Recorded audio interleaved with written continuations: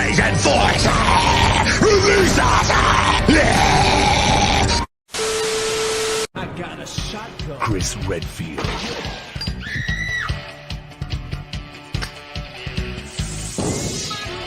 Jill Valentine.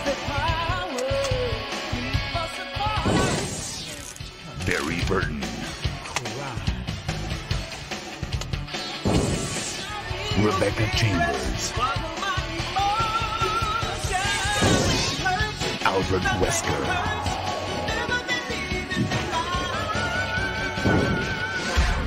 Resident Evil.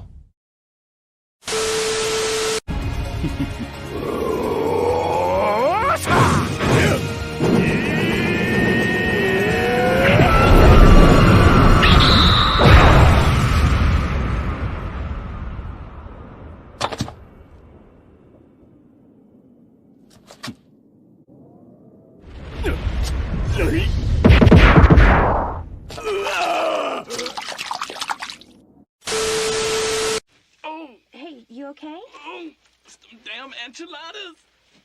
Oh. You gonna be all right? Oh.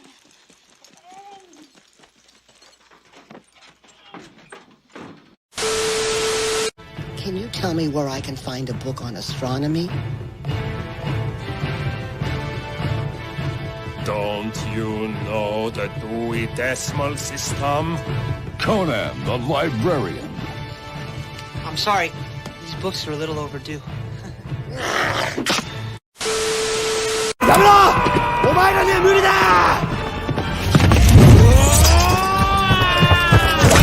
血をもんのわねえ！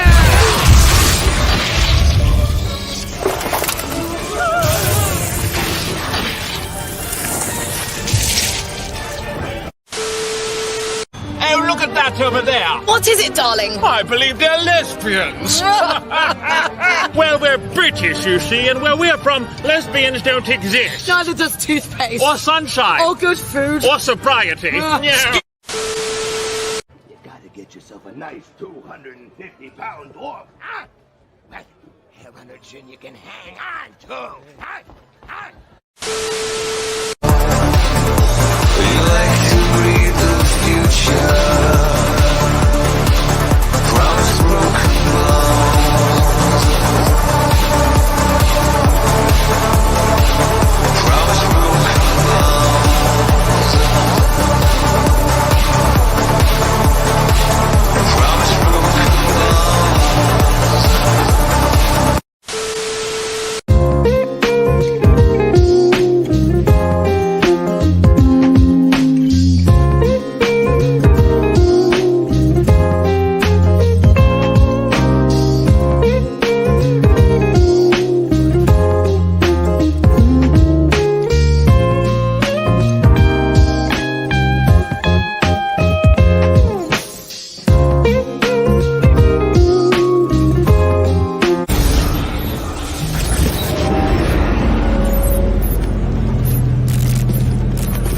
Wake the fuck up, samurai. We have a city to burn.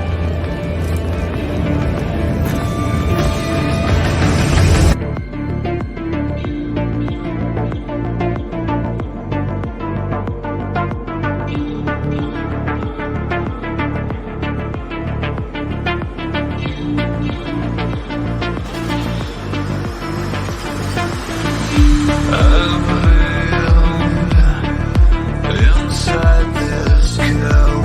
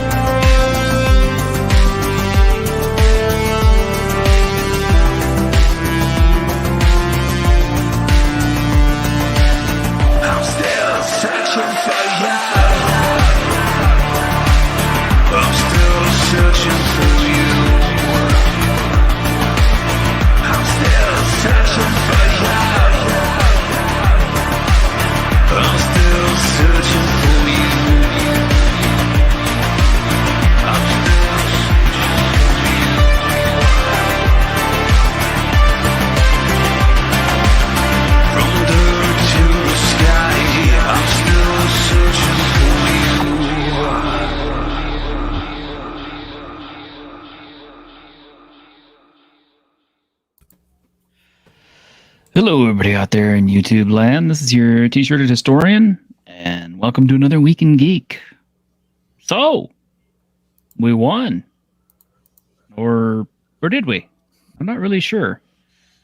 We got that nice posting on Friday night from Wizards of the Coast at 4 p.m. that says they're not going to change the OGL, and yet I can't help but think there's something we're missing in this. Something we're gonna have to go over with a fine-tooth comb. Something overlooked. I can't believe they would give in quite that easily, this quick. So. But anyway, yeah, let's talk to the rest of our panel, shall we? Hey guys. Hi. Yo. It doesn't feel like we won. Yeah, no. I know. It doesn't feel like we won, and that was kind of my thing too. Well, it's like you said, it feels like we're missing something. We're just waiting for the other shoe to drop, you know? Exactly. I can't trust it. It's dirty. Yeah. It is. I think part of it is that we know that all those people that were looking at other games will now just go running straight back to D&D. Yeah. That's what I'm worried about. Well, part of what's going on, though, in just to kind of take the lead here, I think it's ultimately Hasbro has a much bigger fire going on than they want to let on. You look at the state of what's going on with the bigger picture of Hasbro as a corporation. One of the things I've been pointing out, their chief operating officer just left the company. They had to do 15% of their employees laid off due to underperformance from Q4. It's just it's a really bad time for them, and so to have this fight going on, they just frankly cannot afford to do it. Especially once, we know 40,000 people all unsubscribed. That's just one more big financial hit they cannot afford. Chris Cox cannot afford to have on his plate. Oh, I know. And the investors are already starting to publicly criticize them. Yep. And the fact is, it's the Marvel movies. They suck. They suck. And, if your movie sucks, you're not going to sell toys. And Hasbro's job is selling toys mainly. And them toys aren't selling because nobody's watching those crappy movies. So, nobody's interested in the characters. No, and then Marvel will turn around, for example, and put stipulations on what they're allowed to make. So for every, say, 5 Spider-Man or Iron Man toys that do sell, they also have to produce 1 or 2 of Black Widow or insert less popular female characters. I think even Black Widow probably sells. I just don't believe Ironheart sells. I don't believe Black Panther sells. I don't think. Doesn't everybody want a Captain Marvel? Captain Marvel figure. I remember seeing it flies in the face of common sense when it comes to business. We were not going to go into the economic dire waters of this whole situation. I've been shorting them. I trade daily, and I've been shorting them for over a year. And lost money because of moves like the female superhero quota. You produce and sell what freaking sells. You don't do it for whatever metric you think you're going to score. On the other side of the coin, though, again, without going super economic, they have the highest ESG score of any toy company that's out there. You compare them to everyone else in their sector, and they've got all of the woke points, but they're not making money. That's the thing. Go woke, go broke. Yeah. Oh, and by the way, quick shout out to Elle. Yeah, thank you for letting me know about my hell comments because I went and looked back through it and I'm like, oh my gosh, that was a lot of comments, and I had comments I hadn't even seen before. So I'm like, oh my gosh. Yeah, it's not the woke people that buy those $300 figurines that are this big. It's it's like fat nerds like Heels vs Babyface and us, that do that stuff. I don't know. I halfway expected a Grimm video today about it, but I didn't get one. I'm just exhausted with it, and I've decided I'm going to finish that public domain SRD that I started work on, so I've still been doing that. So That's a priority. Fully for you. I'm glad. I think Panza is good stuff. I think it's going to be, if it's, it's going to be one of those documents that everybody is going to refer back to, because I don't think it really matters what Wizards of the Coast does at this point. I think they breached enough people's trust and they scared enough people that they're not going to risk it again. Yeah, that's it. You can't trust them, and the Creative Commons is good as like a stopgap or a fallback, but it's not flawless. So it's good to have. It'll be good to have something there. And it also doesn't mean they won't try to go back and revoke the existing 5.1 OGL content. Oh yeah. Well, that's the thing I said last week. If they want all of us to shut up, take OGL 1.0A and release it under Creative Commons, and that didn't happen. Why? I mean, they're going to release the 5th edition SRD under the Creative Commons licenses. Why not just mitigate the other one and say, you know what, mea culpa, we screwed up.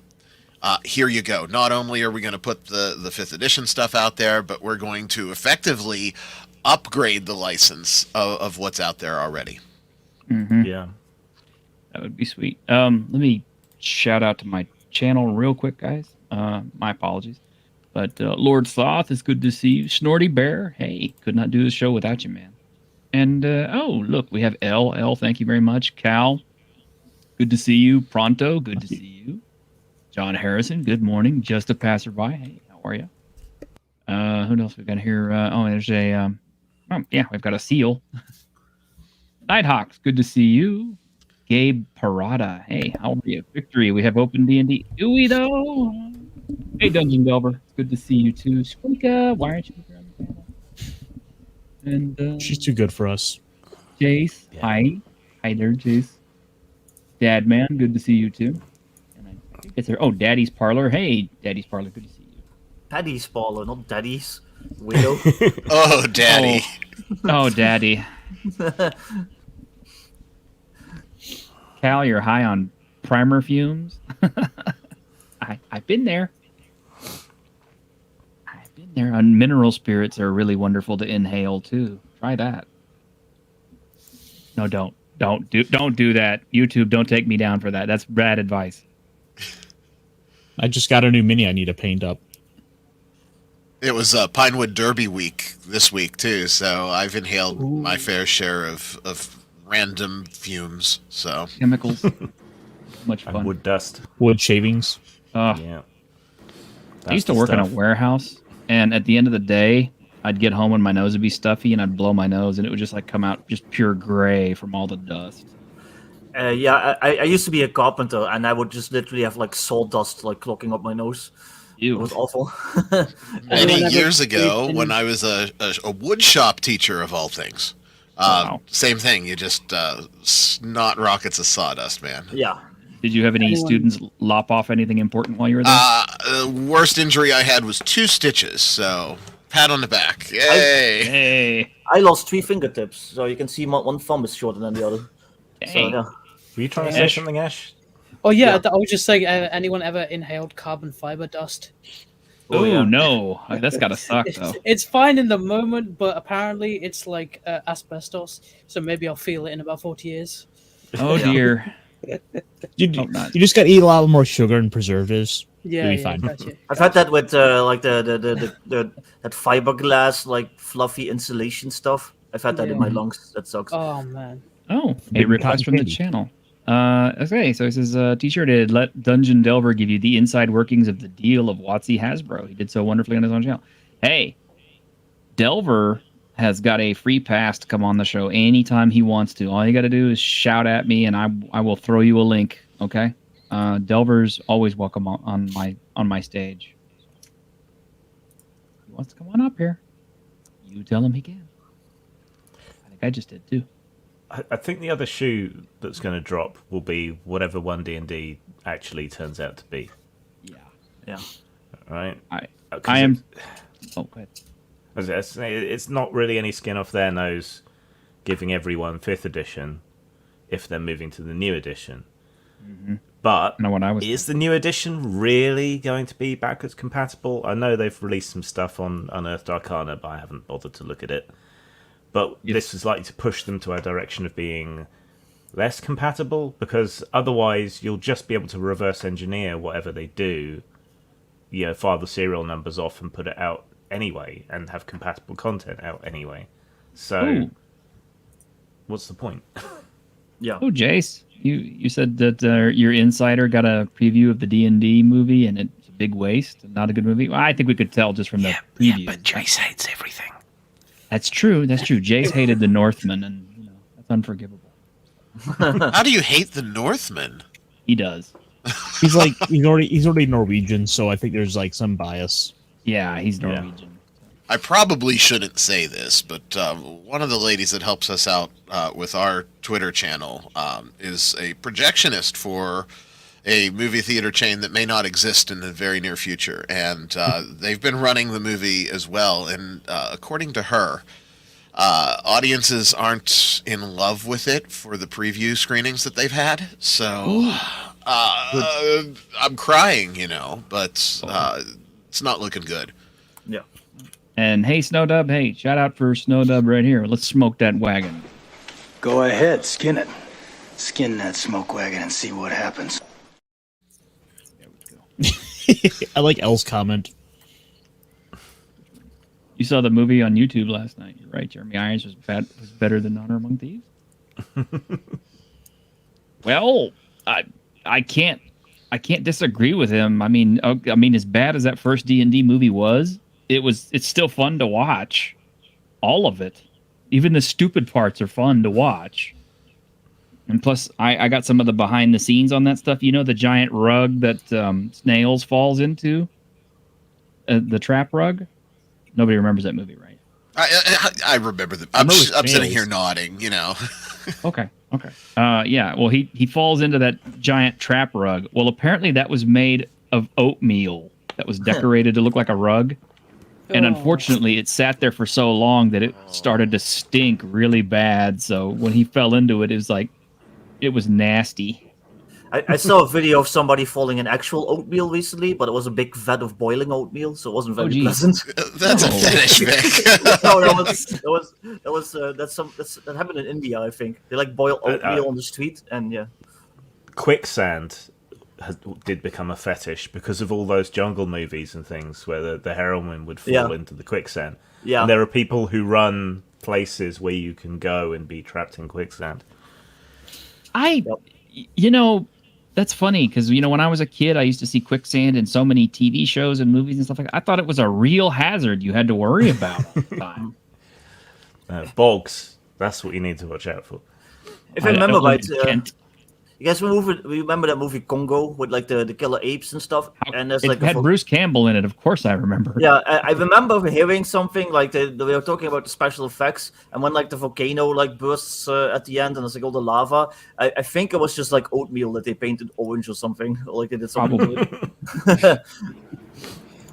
Tunka Todd, hey, nice to see you, man. Hail, T-shirt, Grim and Pound, taking a break from game design to hang out with us. What are we talking about today? Well, we're talking about the possible victory that we have, or the not so sure. Yeah, we're just kind of sort of in a position of kind of coming to terms and I got home yesterday, and as some of the news was kind of breaking, I'm sort of reading I was just kind of mad by the end of it all. After everything that had happened, it's just we're just gonna give up, and it's really. Is it? But it was so disingenuous. Oh, we've listened to you. We've listened. We heard what you were doing, and you know what? We're just gonna leave everything alone. It made me cringe when I read it. Also, the fact that they did it on a Friday. Yeah, at 4 p.m. After their stock was down an additional 5% on the open that day. Yeah, it was less cringy than their earlier comments, we won as well. That was it felt at least 5% closer to a genuine apology. Yeah, it's about as close as we're gonna get from a corporation.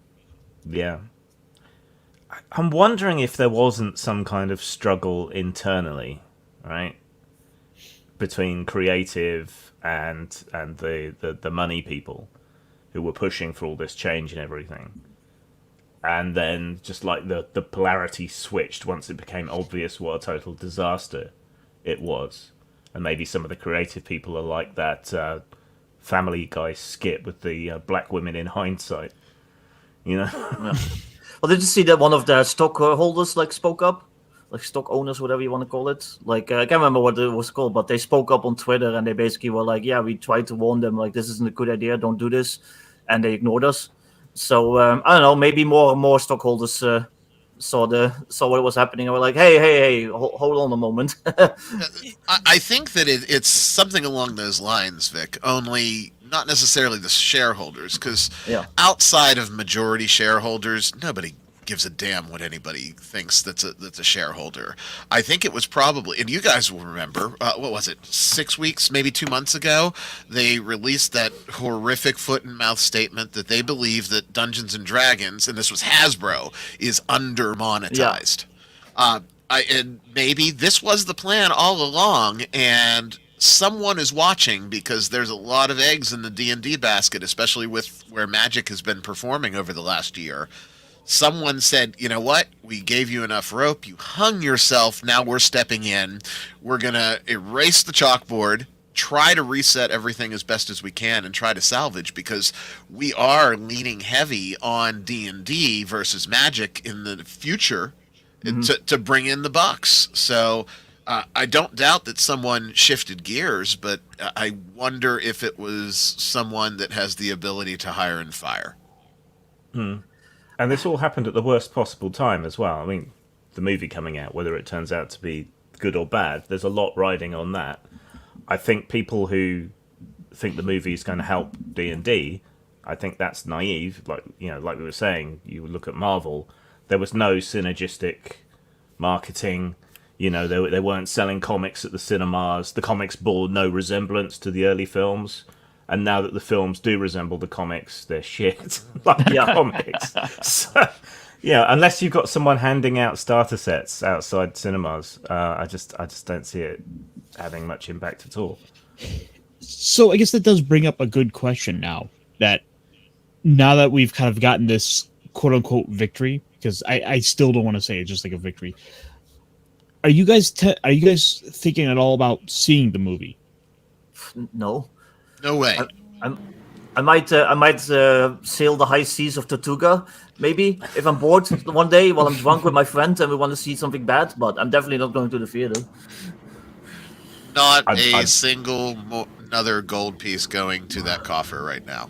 No way. Yeah. I might watch it when it comes out on streaming, because, you run out of stuff to watch, but... Oh, man. I might actually go see it, I think. I think that I might be willing to, just because I do talk about these things with other people for review's sake. I now feel like I can comfortably see it.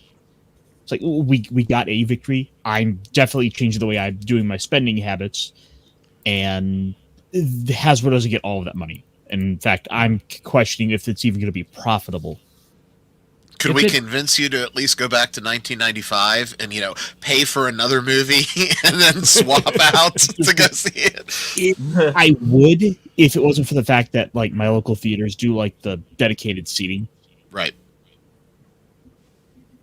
It's kind of funny. All things considered, we're talking, 1 in 6 people here. I feel like that's a pretty good little comparison. Weird target audience. Hey. Sorry. All right. Yep. So, it's kind of funny. You were talking about going back to 1995 and doing something. Somebody did pose a question the other day. What would you do if you could go back and, go back in time and fix some of this stuff? And I started thinking about it, and I was kind of like, the knee-jerk impetus is to go back and, keep Gary Gygax from, getting his company taken away from him and all this other stuff. But, it's like I pointed out, I'm a historian. So I look at the bigger picture of stuff. It's like, yeah, it's unfortunate that Gygax lost the company, but without him losing the company, and Williams taking it over and tanking it to the point where Vampire could take over the market for a while, we wouldn't have had that great Vampire game. And without, fourth edition being stupid, Pathfinder would not have had a niche. And of course, without, the third edition coming out with the OGL, we wouldn't have an OGL. So things kind of happen over the timeline that probably needed to happen. If anything, all I would make sure of is that Gygax didn't die a pauper on his couch the way he did. Because basically he got sick and he couldn't afford treatments or anything else. So he just didn't have any money. So he just kind of stayed at home until he died. And his wife is struggling to pay for all of his aftercare or hospital expenses and stuff. Yeah, it's funny. I watched that Secrets of Blackmore, right? Mm-hmm. And so there are some people that see Gygax as the interloper that took role-playing away. But if he hadn't done that, it would never have become a business, right? And there never would have been the situation in which it was taken away from him or was then bought out and everything else. It's all this big, long chain of events. And it follows the same pattern. If you look back at the early days of Marvel, everyone thinks of Stan Lee, but he was kind of a dick early on. The same thing seems to happen in all of these kind of industries. There's a cycle to it. Okay, passerby, yeah, Gygax kind of had a little predilection for booger sugar, okay? But I would also like to point out that I've read some stuff behind the scenes at Wizards of the Coast right after they got super duper successful on Magic the Gathering and D&D and everything else. And the stuff that went on in their offices was just... hot tub parties. Yeah.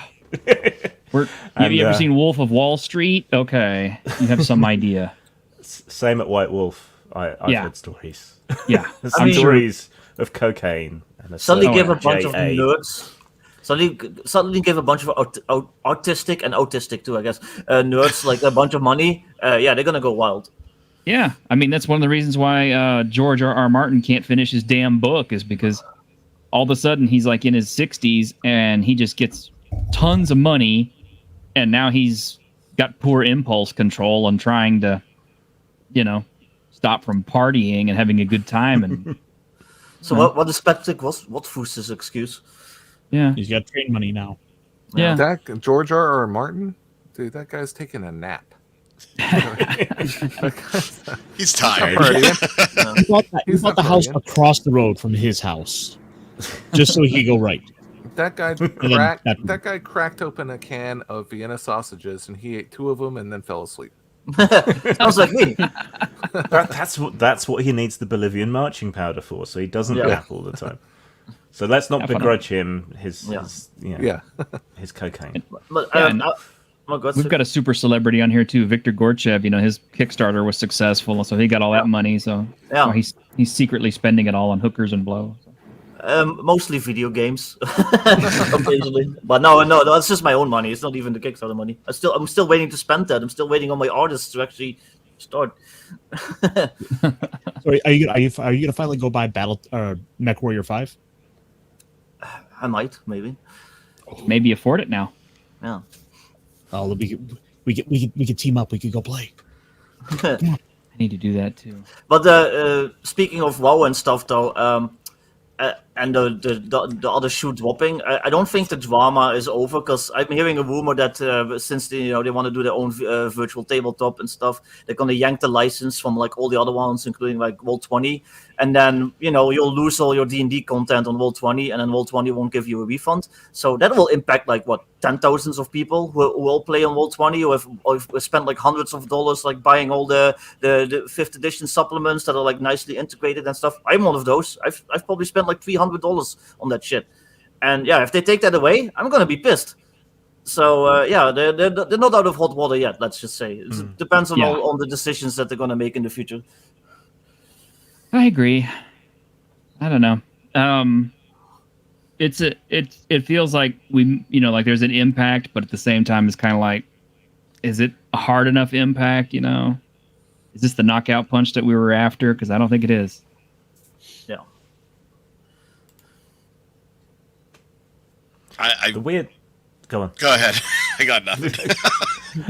The weird part for me towards the end, before they changed, was the shills, the people backing them up, and saying, like Garibay and I forget most of the others because I ended up muting them. But Garibay's a smear. And now there's a few people saying, "Well, they've given you everything you wanted. Why aren't you happy?" Well, because they dicked us over, and they need to make up for that as well. Yeah. And the day before, the Critical Role stuff all came out. I don't know if you guys followed what Mercer and crew with their non-scripted, scripted show said. They cut a pretty lucrative deal with Amazon, and they aren't exclusively going to be playing Wizards products now moving forward. So, they're still definitely in the camp, and there's not a doubt in my mind that they are getting some sort of compensation from Hasbro. But there was enough, I guess. I don't know how to even phrase it.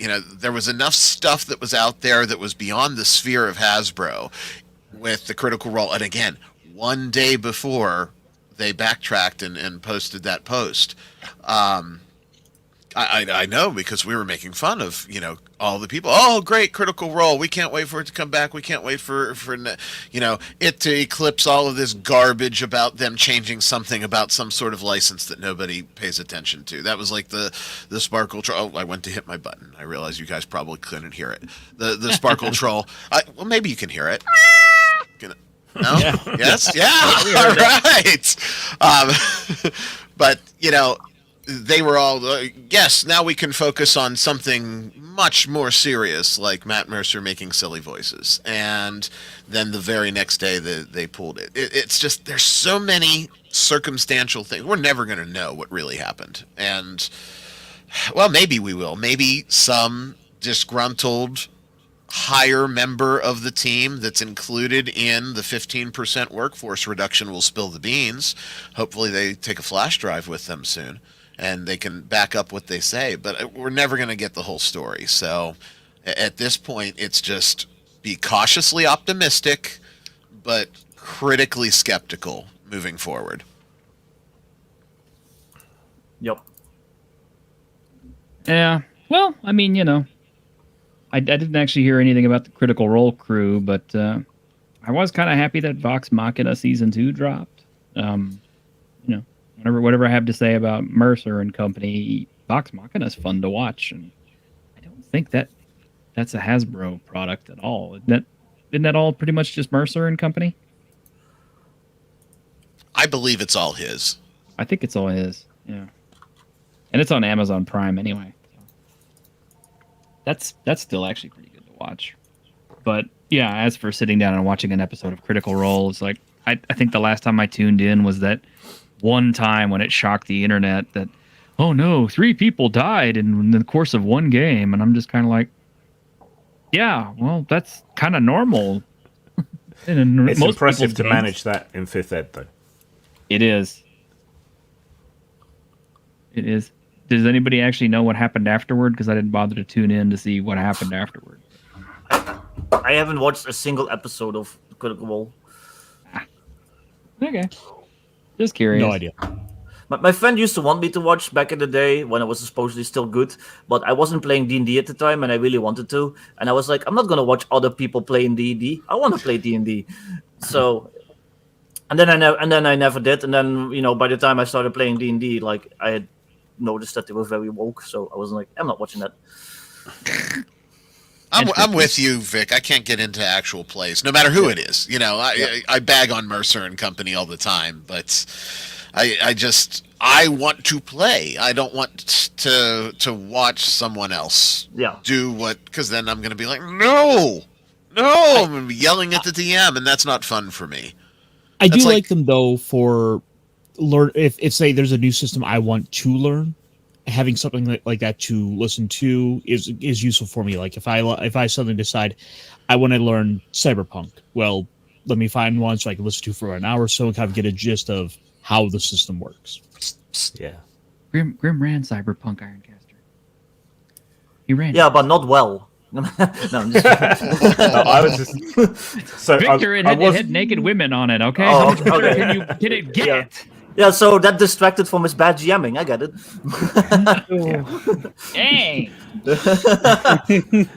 Wow. I was I'm going to run sorry. another. I was going to run another game last night, which was going to be Fiasco, but I couldn't figure out A, where the game is in Fiasco, B, how to run it online, and watching people play it, it was so cringe. I didn't want to go anywhere near it.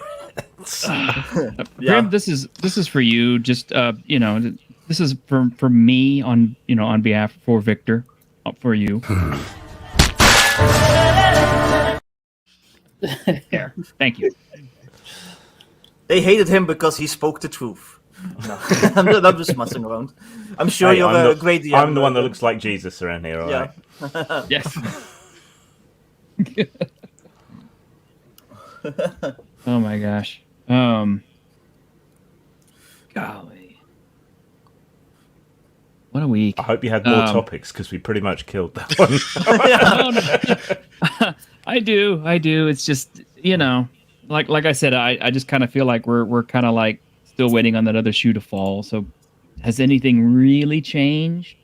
Not in my opinion, not really. Other than, I guess it's an open door now to support your favorite 1.0A systems again without having to worry, at least in the immediate future. If it's one that's currently being published or developed, you at least know short term that, and you can still invest in that system. I'm a big fan of Iron Kingdoms, right? They just released, or recently released, their 5e stuff. They were kind of in a lurch. They got put into a holding pattern, and I said, what's going to happen to this? Now I know that at least that's going to be able to continue short term. So don't spend your dime with Wizards. Spend it with the 1.0A creator that you love, because at least you know it's going to keep going forward. Well, this may have been already covered before I got in, but my point is, what if they decided to go back on this now, or even in the future? Can you imagine the PR disaster that would be for them? It would be whatever they did, tenfold. It would be a huge disaster for them. I can't imagine them attempting that in any. But they are very stupid. So it's within the realm of possibility that their higher ups are so disconnected that they might try something like that in the future. But it will be a very poor choice. I don't know. Frankly, I think this has been such a PR disaster that they're gonna put this in like a stone. They're gonna put this in like stone to not try something like this again. If there's any one thing these big corporations hate, it's bad PR, and this has been 3 weeks nonstop of a fire they started. Yeah, they're on the verge of Chapter 13 bankruptcy. Let's be honest here. Are they? Well, really? I mean, are you serious? I don't know for sure, but they just laid off 1,000 people. Every single one of their products is failing. Their stocks have tanked for a year now in a row, straight down with no recuperation, maybe 1% or whatever. The COO, they're not doing good. The layoff is just to pop the stock so that those that have sizable incentive positions can sell it, make enough money, and then pick it back up after their wash sale expires. I know everybody just tuned out because I went into to financial speak again, but that's just to pop the stock. I don't think that that's indicative of them being in significant trouble. As far as the rest of their fundamentals, in comparison to the industry and to other things in the sector, they're on par with everybody else. It's been rough. The pandemic crushed a lot of different segments, and now inflation is crushing discretionary spend, and toys are only discretionary spend. Yeah. And there's been a longer term shift to digital over physical toys, which is killing a lot of toy retailers. So This isn't the first disaster that they've had. They had the Magic 30th disaster where, the financial analysts basically said that they were a toxic asset. I went on and said that like everything they were doing was a mistake, and like it was all over the news, and it was in Forbes and CNN and like all these places. That was their first disaster. It's the same root cause of the problem, though. Yeah. They need more money. They go too far pursuing that money, and they don't understand their own audience. Right, and that's happened with both Magic and D&D. Yeah. And everything else they make too, like Transformers. They're stuff that used to be $30 is like $40 now. Plus, they're putting them in all cardboard containers with no clear plastic window, so you can actually see the toy inside. I mean, that's pissing people off. So they're not buying that either. You can't have petroleum products in your toys. That'll knock down your ESG. And every 5e release that they've done for like what the last 2 years or something has been like a mini disaster because none of them have been hits. So it does make some of their odd seeming decisions with role playing properties make more sense, though. It makes more sense if you're struggling to farm out G.I. Joe to another company to produce it, to farm out Power Rangers and whatever else they've done to other companies to do it, rather than you stretching your in-house studio or setting up new in-house studios and salarying people. That suddenly makes a lot more sense. Well, because we wondered that ourselves. Remember when all that stuff was coming out and Ironcaster was showing it to us every week, and we're like, well, how come they didn't farm this out to Wizards of the Coast instead of Yeah, and like even that system that has like the skeletal structure of like 5e. Yeah, so that will make sense. So it's slightly outside of the Wizards issue, but them screwing up, like we said previously, that's really helped other people. I think this has probably doubled the non-D&D market share from like 15% to 30%, probably.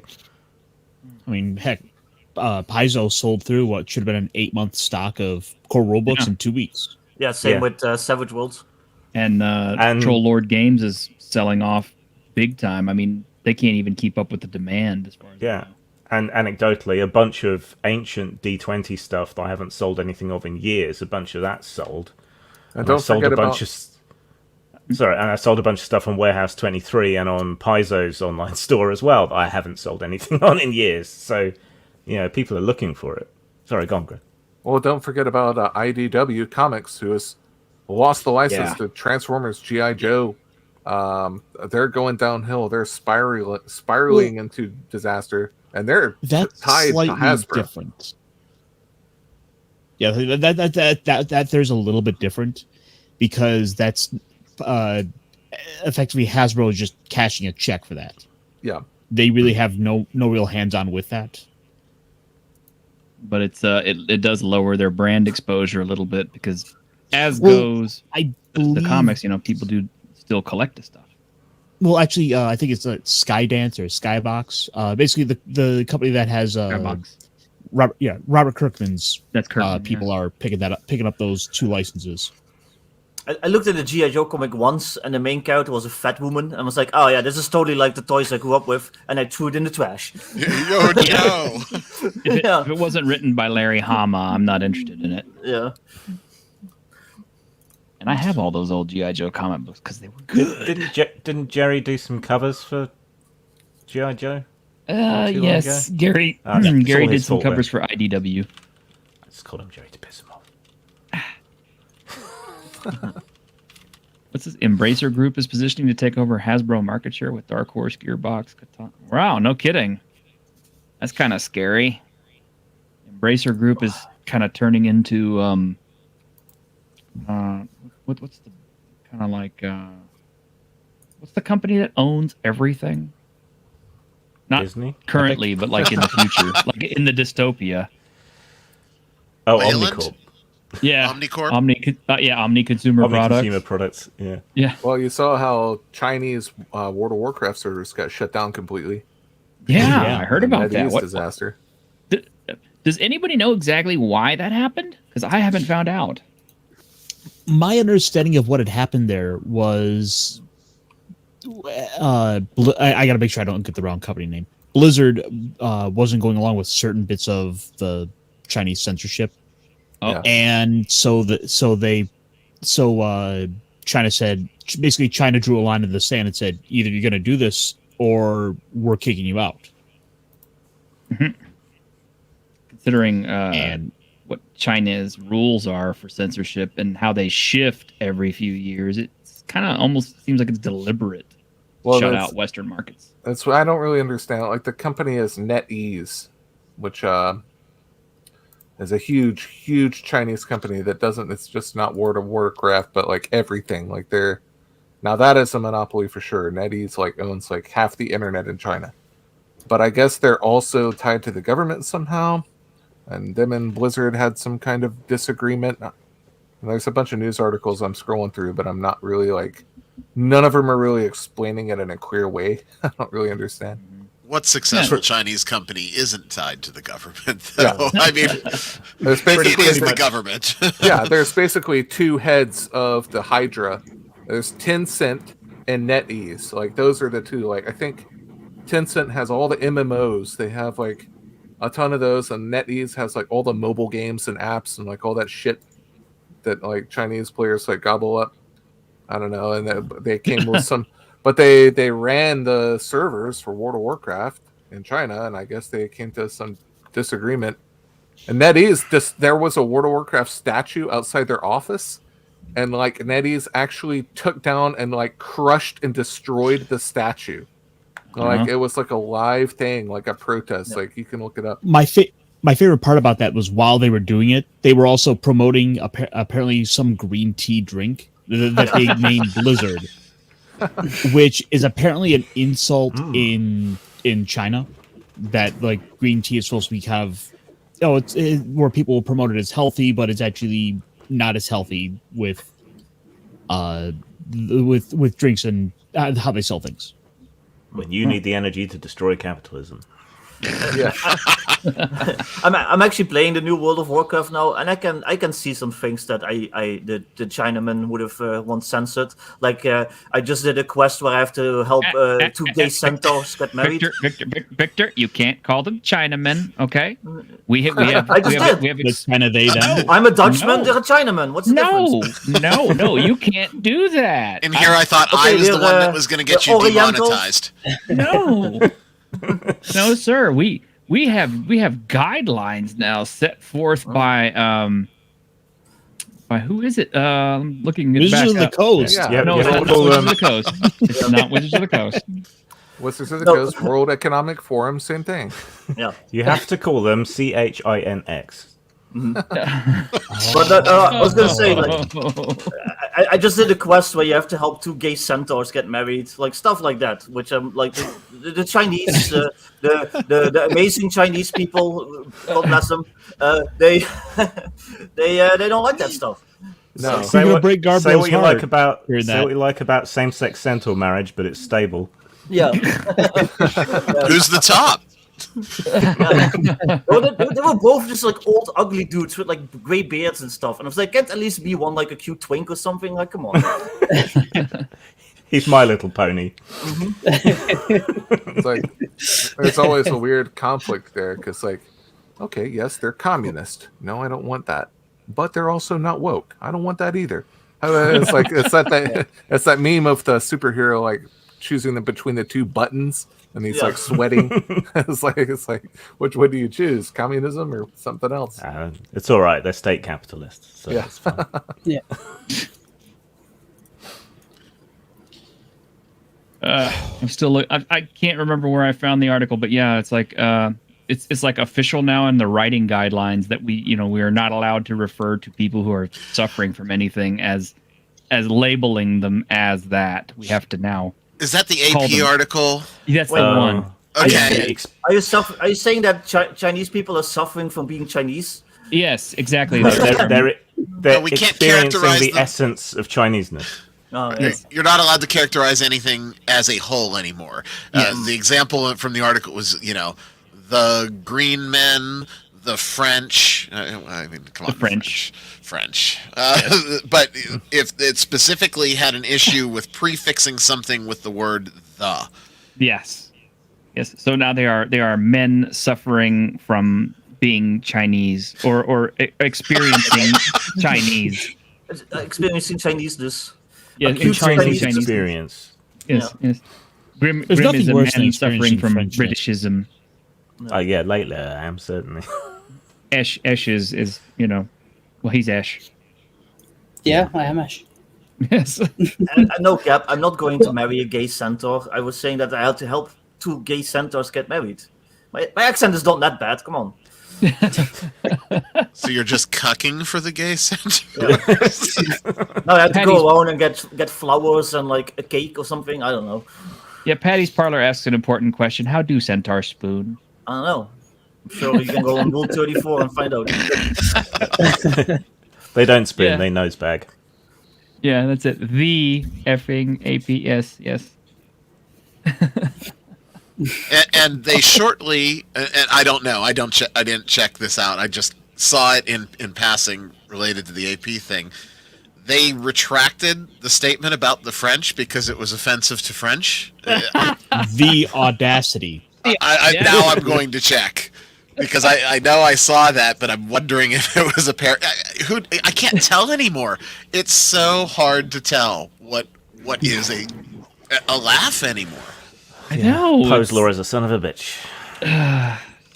The weird truth is stranger than weirdness now. I mean, I don't get it. It is legitimate. AP apologizes and deletes widely mocked tweet about, quote, the French. No wonder I couldn't find it. Oh, yeah, there it is. Yeah, it was totally taken out. Yes, Grim is no longer one of the British. He is a man experiencing Britishness. Esh, did you experience more Britishness yesterday than today? Yes. Okay, I did actually. Yes, I did. I went to university. That was peak Britishness. Peak Britishness. Oh no! And you do know that it's bougie now to own books. We can't own those anymore because it. Yes. Oh well, I'm very bougie. The Guardian, I just wasn't bought it? books. Yeah, it was the Guardian that did that one. It's so middle class.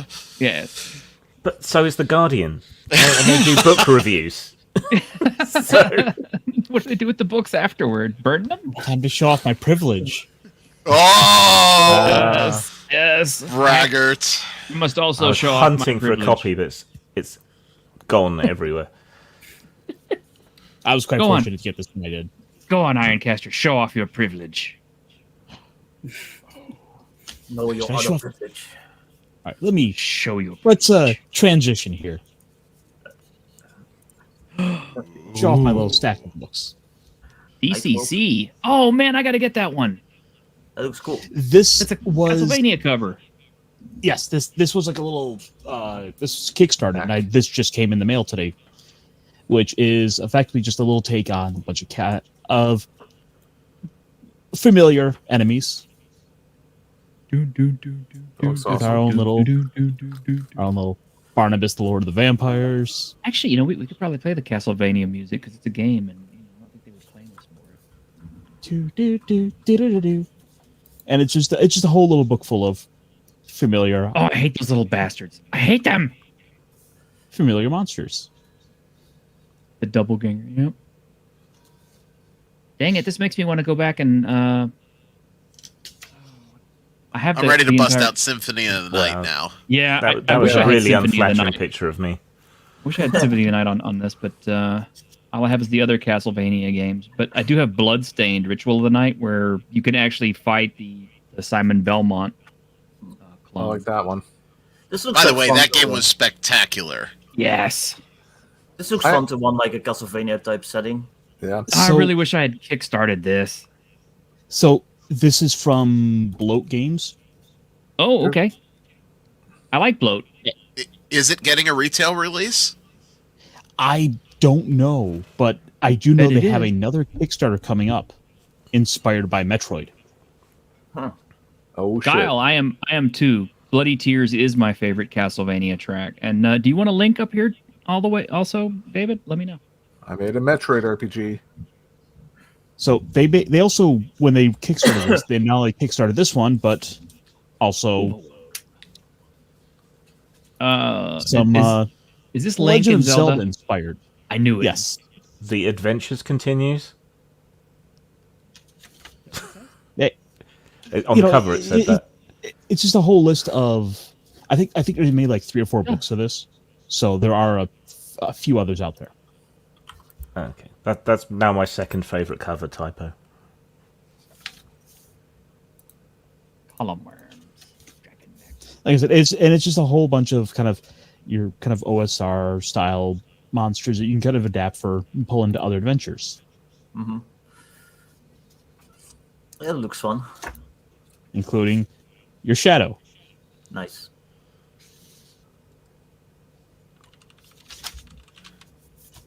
There was a big old stack of books this week. Look at that book. I'll show them. I know that book. I don't know who did that one. That's unusual. Yeah. Where did you find that? I don't know. I found this neat website that had a big old sale going on. Oh. You know, I think I may have just paid for a whole bunch of those. Greg, would you mind checking your PayPal account and seeing if what did I do? What's happening? Would you mind checking your PayPal account? Yeah. I see where you bought a whole box of those. Thank you very much. Yeah. Yes. I'm actually in the process of printing the shipping label right now. Sweet. Yes, I need a whole box of them too, because it's getting cold here. I need something for my. Well, okay. My intention for that book is very specific. I'm going to give one of them to, or I'm going to give 2 of them to friends of mine, because I think they would enjoy them, and the rest of them, I'm all going to take them down to my friendly local game store and tell them, here, take these, sell them for whatever you like, or give them away, or just make sure they have a home and make sure that this does not die. That'll be awesome. The package is 30 pounds. Jeez. Hope you're strapped. Here we go. Oh yeah. I got guns, baby. Do we need to call the vet because those pythons are sick? No, baby, no, not mine. Just gotta buy some tickets to that gun show. Yeah. That's right. Is it, Concorde is about to crash into the Pompidou Center. I just printed the shipping label. It's on the way. Nice. It's about to crash into a hotel. That's what actually happens. This was one I was kind of looking at for a minute because I wanted something to kind of fit that sort of post World War II, 1960s kind of world trekking sort of thing. Exactly. Like this was inspired by the likes of Tintin and James Bond. Yeah, it looks cool. This also has like a whole list of names from different countries, and I haven't had too much of a chance this week to get a chance to delve into this. Yeah, I want to see the Dutch names. Yeah, let me see if I can find that real quick. Yeah, apparently I was supposed to send Ironcaster 2 copies of my book, and I didn't. I only sent him 1, so I have to rectify that. I wish Ironcaster had told me he was going to show off that Castlevania themed book.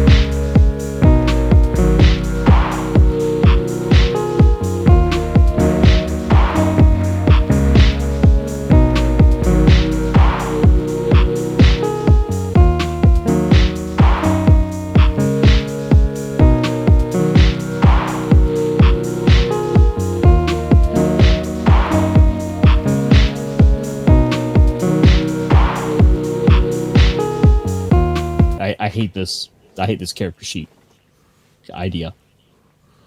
If you like those themes, you can also buy Agents of Swing. Yes, which is my game. Ooh. And then, of course, I yes, had to Amazing give our- Adventures. Yep. Amazing Adventures. You got And the did Manual you of get Monsters. Oh, did you get the 3-pack or did you just get those? These were these were salvaged from eBay. Oh, okay. Because I got Jason apparently Day. someone's Kickstarter book. Nice. Although honestly, it's like I don't know why I didn't just buy them straight from Troll Lords, because it's like they're always running specials on those, and they sell you the 3 core books for like cheap. Yes, but I also was able to get these a little cheaper on eBay. Oh wow. Okay. I do want to support when I can, but sometimes I got to be realistic. I got a little bit of bourgeois stuff here too. Mostly it's just fun. Let me see. Bougie books. Bougie books. Well, okay. So actually, this is what I just got in the mail. I got the old dentist collection with Corbin Burnson. I've never heard of those. Yeah, it's all horror film series. Well, just 2 of them anyway. But yeah, he's a homicidal dentist. Yeah, those exist. This is, and it's a Vestron, so anything that's Vestron collectors, I like that stuff. And then I got this bad boy. It's a D100 system. It's not bad actually. It is like it says, it's very bare bones, but I like it because as a nucleus for game and character creation, it's simple and easy to get into. It's probably something that you could learn pretty quickly and run pretty quickly. If I have to compare it to anything, it really kind of compares favorably to those Japanese RPGs that like like Konosuba and Goblin Slayer. Well, Goblin Slayer that's just a version of Sword World, right? Yeah, Sword World. Is it? Yep. Yeah. Okay. So I was right. Okay. I wasn't sure if it was or not. Would figure, but yeah, instead of 2x6 systems, this is a D100. I would like to see a Berserk RPG with Sword World. That would be tight. Yeah. Well, I mean, the closest I've gotten is Sacrifice, and I showed that one off, and that's good stuff. That is pretty much Berserk with the serial numbers filed off. So yes, we here at the Week in Geek, we like our books, and we're elitist. Sorry, you can bite my shorts. And speaking of books, I did make a submission today to Planet X Games, Levi Combs. I finally did it. I got inspired this morning, sat down, and created it. The sword from Sword and the Sorcerer. Yep. Yes, I said it's created by an eccentric wizard named Ahalbert Pune. The strange and powerful relic rumored to be passed down from king to king until it ended up in the hands of a mercenary named Talon. Rumored to be the instrument of the fall of a usurper king and the death of a sorcerer, as well as many other tales of an ancient empire. But yeah, it's the 3-bladed sword from Sword and the Sorcerer. And yes, it shoots the blades, and it has the blade built in with the extra blades. So I call it the Sword of 5 Blades. What else can you call it? I think Brett points out has a good point there. Which one? In the chat. It says, books hold truth they can't edit. Soon they'll be burning them. Yeah. Well, I mean, they're already trying to get rid of books as far as TTRPGs. I mean, they've been trying to push the PDFs, and now they're trying to go completely digital so that they can change the narrative anytime they want to. Oh, but don't worry, they'll still be the full $50 price. They've already done that. That's already happened. Yeah, that happened to me on World 20. They edited the book I owned. So yeah, I checked last night because I was over at my GM's place. We were playing, and I got up on D&D Beyond to see what they were offering for their books and stuff. and it's like, yeah, you can get like the core book set for a cool $500. So for $500, you can have all of the core, crunchy books. But if you want the legendary set with every single book that's been published by WotC to be digitally available to you on D&D Beyond, you have to pay a cool $1,000. Mm-hmm. Every for book? books that can change in the Yes. blink of an eye. Yes. Oh, well, that was not in there, obviously. Chinaman Adventures. Yeah, I was about to say. Actually, the only problem I have with that is they didn't put West Asia or India or anything like that in there too, because isn't that all technically considered part of the Orient as well? Yeah. I've I've already got the Wilderkin thing going on. I think, in the spirit of Oriental Adventures, I need to try and license Usagi Yojimbo. That would be awesome if you could get that. Castles and Crusades, Usagi Yojimbo. Let's do it. Well, I mean, technically stuff like what are they called? Pakistan and stuff is also Asia. So how far do you want to go? Like you gotta have a cutoff point somewhere, in a book. There was an Usagi RPG. Yeah. Oh, I'm sure there was, and there's multiple Ninja Turtles RPGs like from back in the day. After the bomb. Yeah. Hey, Cardinal Sin, you want my tip link? Okay, hold on a minute. Dig it out for you. Like when I do post my tip link, nobody really tips me, so I don't bother to put it up, but I probably should. I do wonder why Indian mythology doesn't get touched on so much in RPGs, because it's crazy.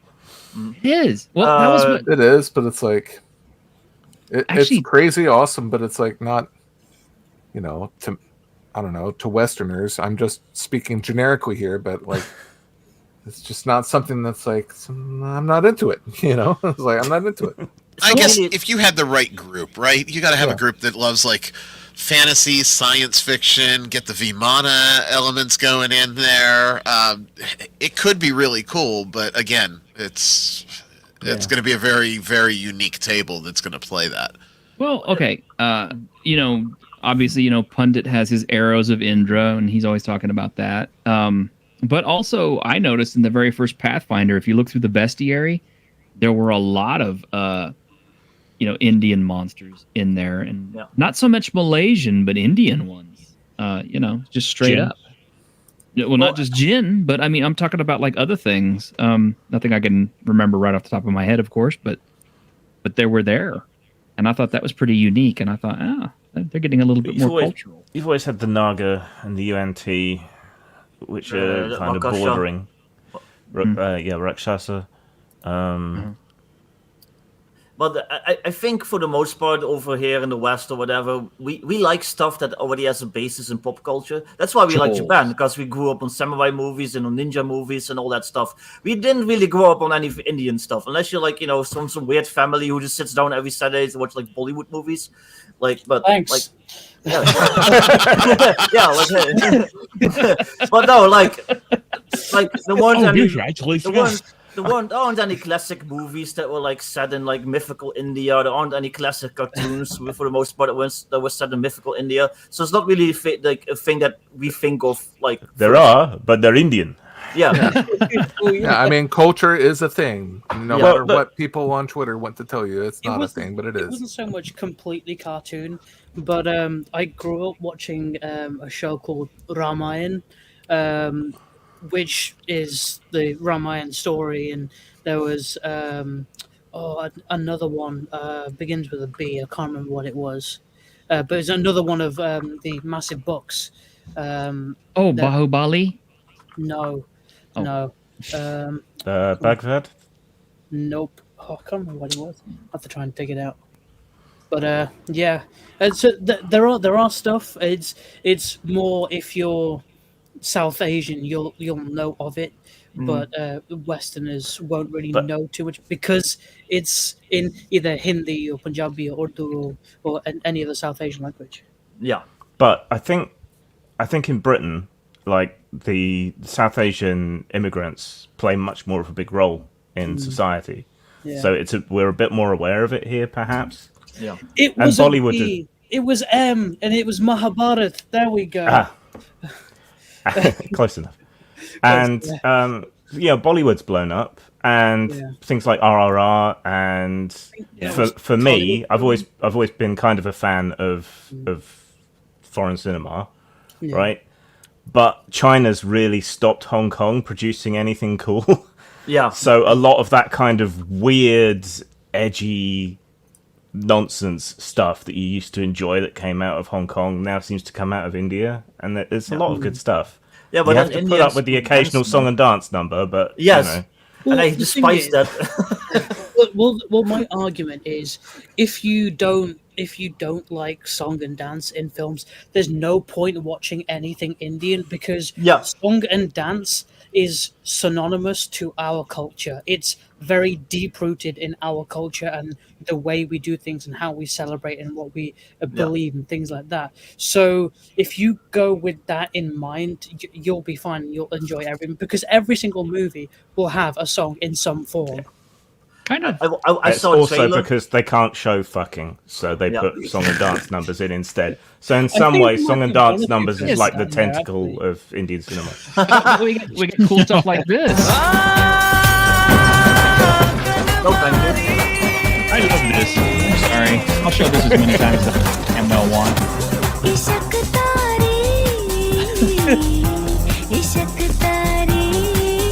This actually has. I have two versions of this video. You know, there's one. The loli bun is fine, Benny lover. Is this like Indian 02 or something? Yeah. No, I Why was don't like, you apologise for that on behalf of your people? I saw like a trailer for an Indian movie like just a couple days ago, and it was like this brutal like crime movie. It starts with like these dudes like knife fighting and shit. It was like awesome, and then song and dance. I'm like, I'm out. Well, So okay, the woman who's in that video is actually British. She's actually gone over to India and she's experiencing a lot of success with it. I wish I could remember her name because I had the video. I did a little bit of research on it. That video is produced in 2 different languages, whichever the 2 big ones are in India, which I can't remember right offhand because I feel stupid. But English and Indian? No. There's if I have to go looking it up, I'm going to be in trouble. But yeah, it's in 2 different languages. So, but it's cool. I mean, I like it. They've got like 20 languages over there. So yeah. Are you on about Alia Bhatt? Yeah. She was in Brahmastra. No. No, that's not her. Okay, I'm gonna have to go look through my video collection. Hold on a moment. Y'all talk while I find it. I mean, she was good looking, so she's absolutely gorgeous. The smoke show. You know what was a cool movie set in that general area? Extraction. Amy Jackson. Amy Jackson is her name. Amy Jackson Shankar. Oh no, Amy Jackson. She's British. What was the movie, Victor? Extraction with Chris Hemsworth. That movie where he's like the mercenary who has to like saved. It's like the kid of like an Indian like crime boss, and he gets kidnapped by like I think it's like Bangladeshi criminals, and he has to go in and like get him out. That movie is brutal as hell. It's great action. Go watch it. Okay. I remember I talked about that film Kasari that I watched, which I thought was really good on the show ages ago. The 2 languages are Tamil and Hindi. So, and that movie that's from is called I, and it's from 2015. And yeah, the lady's name is Amy Jackson. She's from the Isle of Man. So, does it make her Welsh? We can't have that name. Oh dear. To rename it. I don't know. I just Googled Amy Jackson nude, and I'm about to go to the Isle of Man when we're done here. I didn't know she was nude, but the Isle of Man is where all the gay guys go, and then the Isle of Lesbos is where all the lesbians go. There you go. No, she's gorgeous though. Smoking, but yeah, apparently she's had a big resurgence, a big breakthrough in Indian films. I do like Indian girls. I mean, I just don't like dancing and happiness. You sure you're not Norwegian? Yeah, I mean, I'm pretty close. You're channeling your inner Kringe. You need to get yourself a nice Sri Lankan girl because there's no Yeah. happiness in Sri Lanka. Yeah. Wait a minute. What's happened to Kringe? I haven't seen him in a minute. Yeah. He's kind of not hanging out on Twitter very much, so I he don't- disappeared.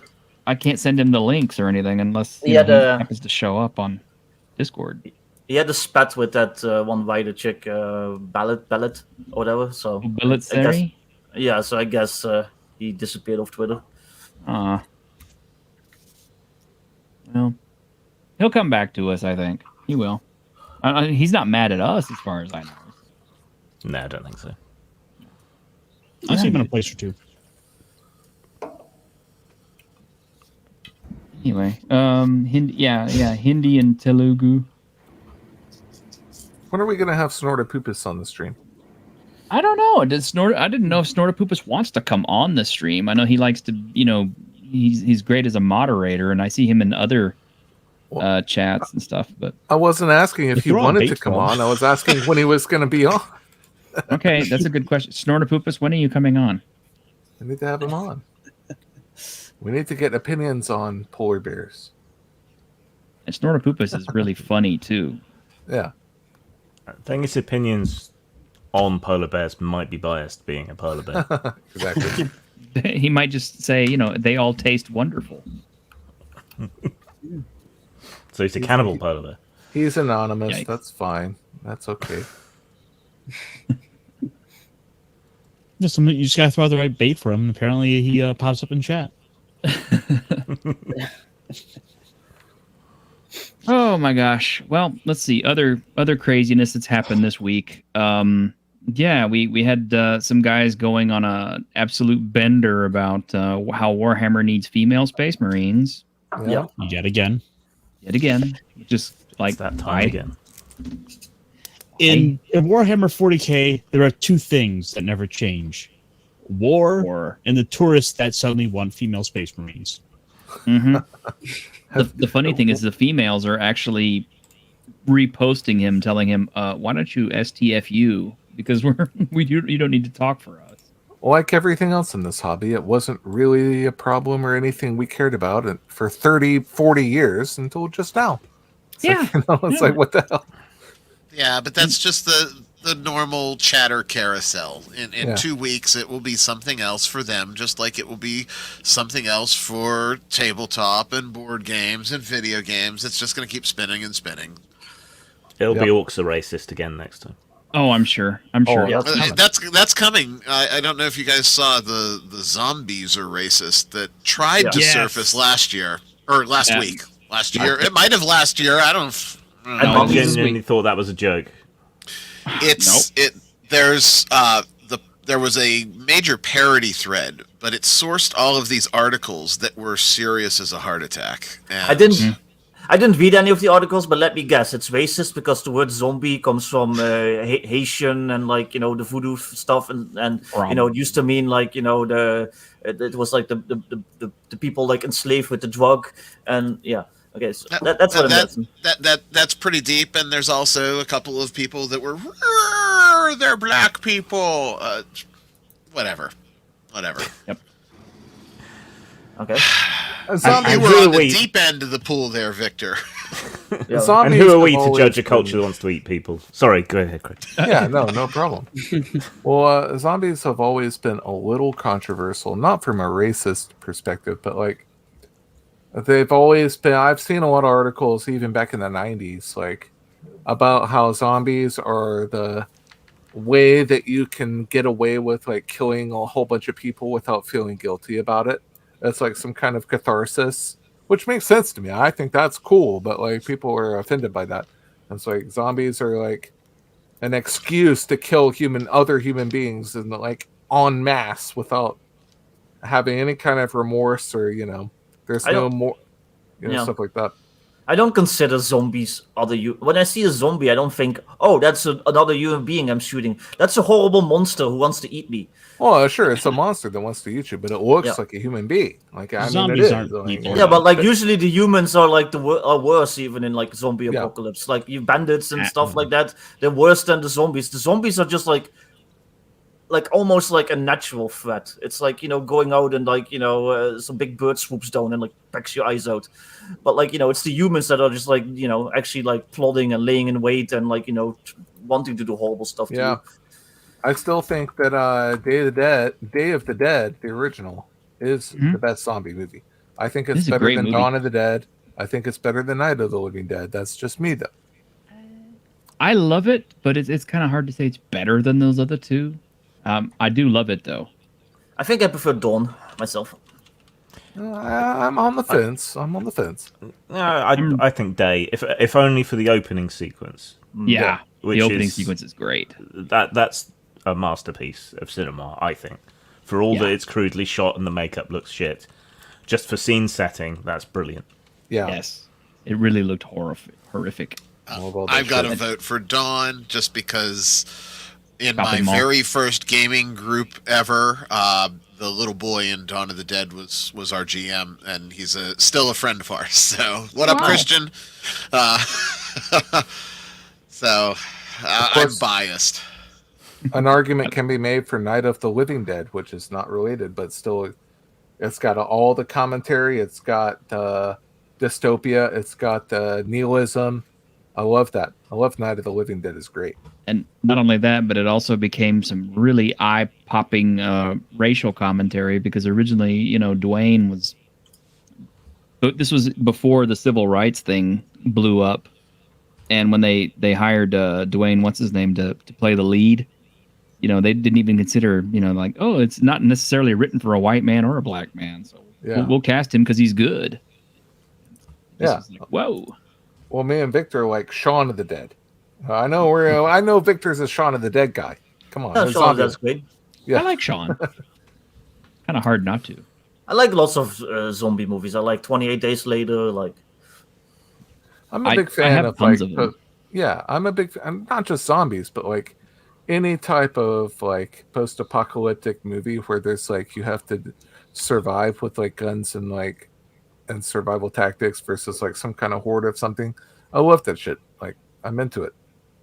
Yeah. And hell, before we even got on this stream, I was playing 7 Days to Die again. So I just went back to that too after probably 2 years.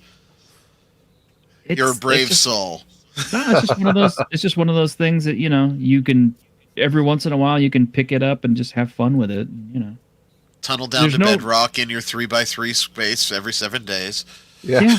I mean, you know, it's like the game is more or less kind of pointless because it's like, you know, it literally is just the definition of a time waster, but it's just fun to do. Is there a zombie apocalypse RPG module or RPG game that's like the best? Grim? Yes. Or any? What do you guys think?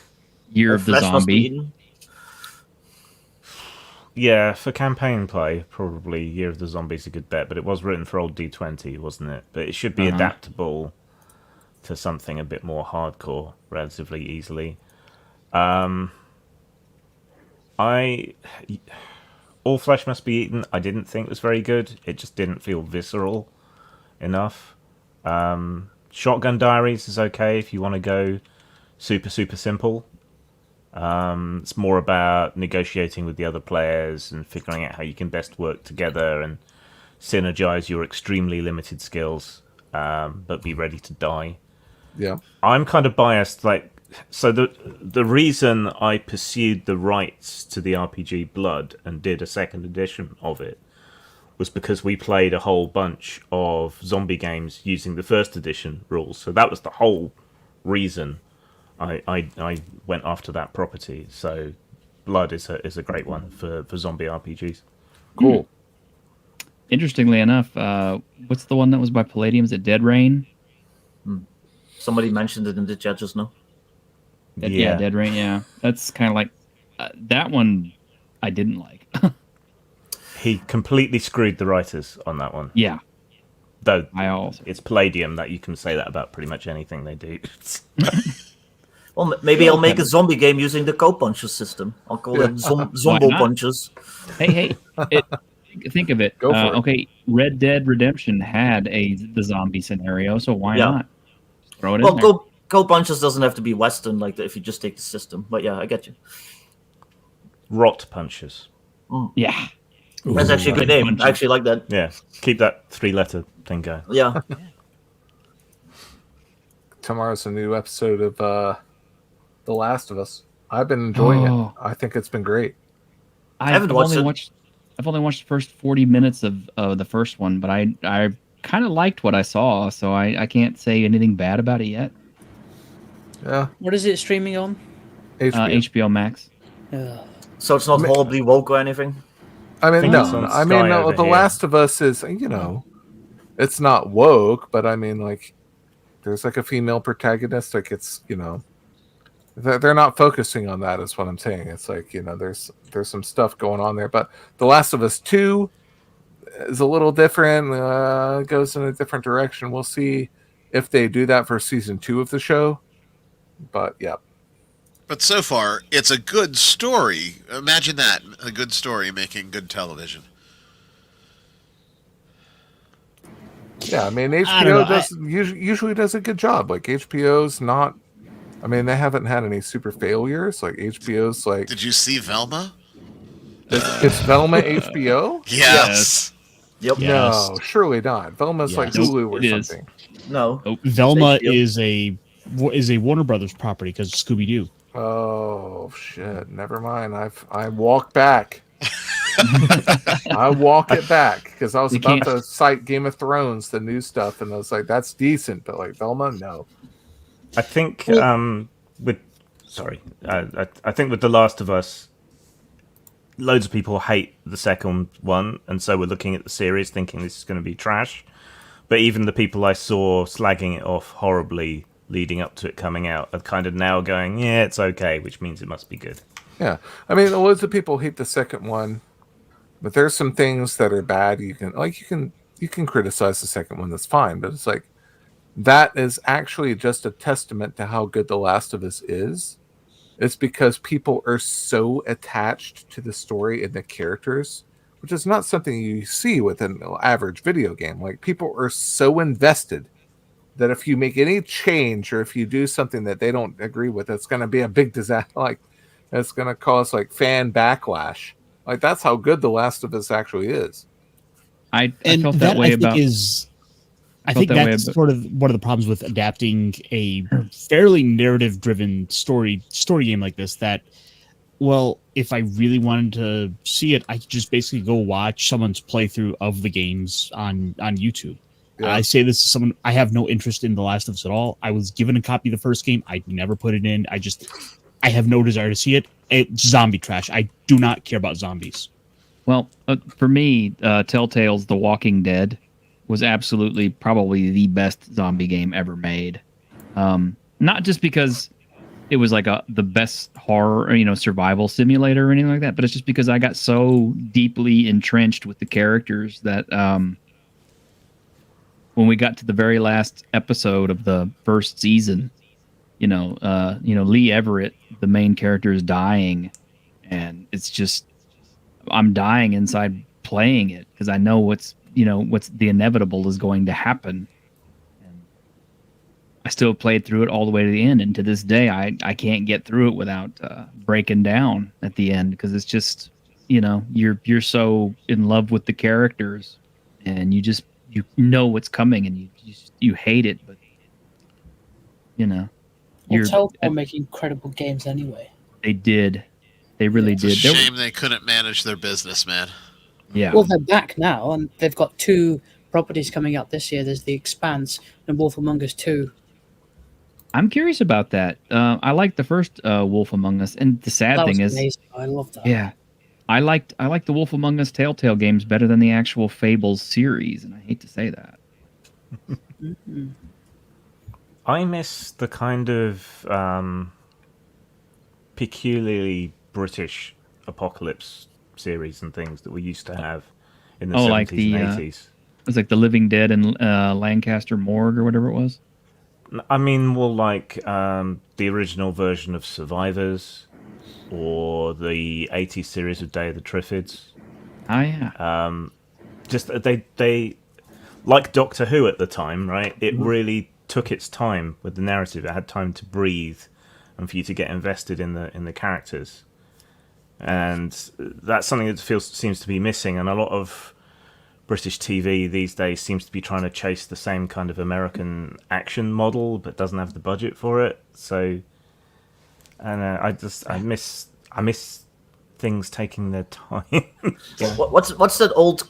It's like a cartoon movie from the 80s. It's British, and it's about like an old couple that survived like a nuclear war and When then the Wind slowly Blows. die. Yeah, that was depressing as hell. I watched that as a kid. It's like, oh, it's a cartoon. It'll be fun. Like, no. No, yeah, that. When the Wind Blows. When the Wind Blows. Oh, When the Wind Blows. By the same guy that did Fungus the Bogeyman and The Snowman. Oh yeah, the Snowman. Raymond Snowman Briggs. was Raymond sad. Briggs.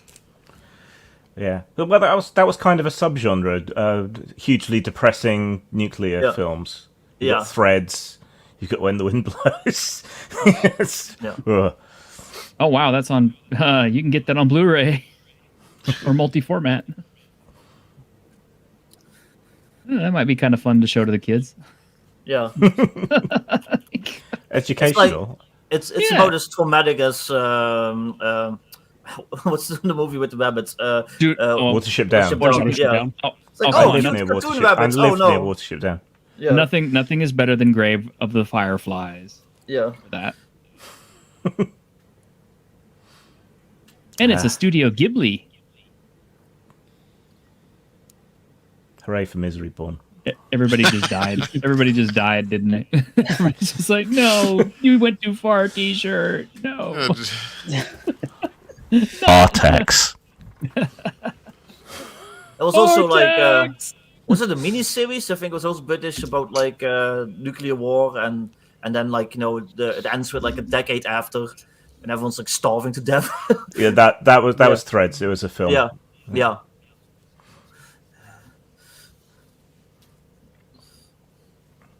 Day after. Oh man, I remember that when that came out. I was a kid. That's nothing. That was positively soft. Weak sauce. It was.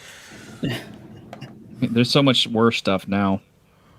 I was actually thinking about watching The Road again with Viggo Mortensen, where you know they're all dead. They're all doomed. Because I would like this exercise in depression, please. Yeah. Because, I mean, it's like if the trees are all dying off, mankind is going to die. There's just no getting around it. The Plague Dogs. I hadn't seen Plague Dogs. The Book of Eli. Oh, I loved the Book of Eli, but man, I hated how it ended. I was out when he killed a cat at the beginning. Ow. Well, man's got to eat. Yeah. You shouldn't eat predators, even if you're starving. It's really bad for you. Yeah, dogs taste better. And ooh, it's the Bible. Didn't see that coming a mile off. Yeah. I saw that coming a mile off. I just like that it was Zatoichi in the post-apocalypse. Like that was pretty cool. much. I watched Book of Eli in philosophy class back in secondary school, and ever since then, I've always remembered it. It was a great film. It's a wonderful film. Although I thought it was hilarious when they go in the old couple's house and they put the record that they put on is "Ring My Bell." I was dying laughing. I was just kind of like, oh, wow, this is so weird to hear that. The boy and his dog was pretty depressing. Yeah. Returned. It was kind of crap. How about Six String Samurai? That's a good post-apocalypse. That's brilliant. That's a great movie. I have that. I have the remaster of that. I missed it because I was going to the bathroom, but has anyone said Threads? Yeah. Yes. Okay, we did. Good. Because you have to. I was watching Cyborg the other night. Oh yeah, good one. Supposed to be a Masters of the Universe film originally. Oh really? Yep. It's supposed to be the sequel to Masters of the Universe, but stuff went kind of sideways. But Albert Pyun really wanted to do it, so he did it. That's what's great the- for you. I watched the movie a But the couple only weeks thing I- ago. Go ahead, see. I'll say the only thing I really remember taking away from it is like half the cast are named after guitars. Yeah, that was part of Fender, the Stratocaster, Yeah, Gibson. Yeah, that was the genius kind of behind the movie. The bad guy's name was Fender. It's ages since I've seen it. I just remember being disappointed there wasn't more cyborg stuff in it. Yeah, It was kind of misleading. Well, and see Nemesis, the thing on the other hand. Nemesis was good. I have that too, and that's another Albert Pyun film. Mm-hmm. Okay, guys, I'm just gonna say this. Yeah. Just about every single movie you liked from the '80s was created by Albert Pyun. I watched Nemesis actually a couple weeks ago, and I'd never seen it before. If I did, I was like years ago, but it was pretty wild. What about Abraxas? I have that. It's terrible. It's terrible, but okay. I mean, let's see. Let's go through Albert Pyun's filmography real quick. Sword and the Sorcerer. That was his first one. Okay, classic. Right. Radioactive Dreams. I don't really remember. Dangerously Close. I don't remember. Viciously Lips. I don't remember. Down Twisted. I kind of remember.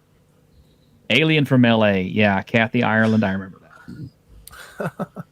Cyborg, obviously. Deceit. I don't remember. Captain America. I did actually see that. It was a terrible movie all around. The TV movie. Yeah. It had a certain Match. charm. Yeah. Blood Match, Kickboxer 2. I saw both of those. Doll Man. That was him. Nemesis. Yeah. Arcade. I didn't see that one, but I did see Knights. Brain Smasher, A Love Story. I saw it. It wasn't good. That's with Andrew what's Dice that Clay. comedian? Yeah, Andrew Dice Clay. I had that on VHS. It was pretty hilarious. It had some moments. Yeah. Kickboxer 4. He was phoning that in. Hong Kong 97. Heat There's Seeker was fun. Wait a minute. There's a Kickboxer 2? Yeah. Yeah. There's a kickboxer like there's one from like a couple years ago, like 5 years ago. I was gonna say it's within the last 3 or 4 years, even. Yeah. Maybe it's longer. I'm old. I don't Well, know. I think that was like Kickboxer 5 from like a couple years ago. Pretty much. Yeah.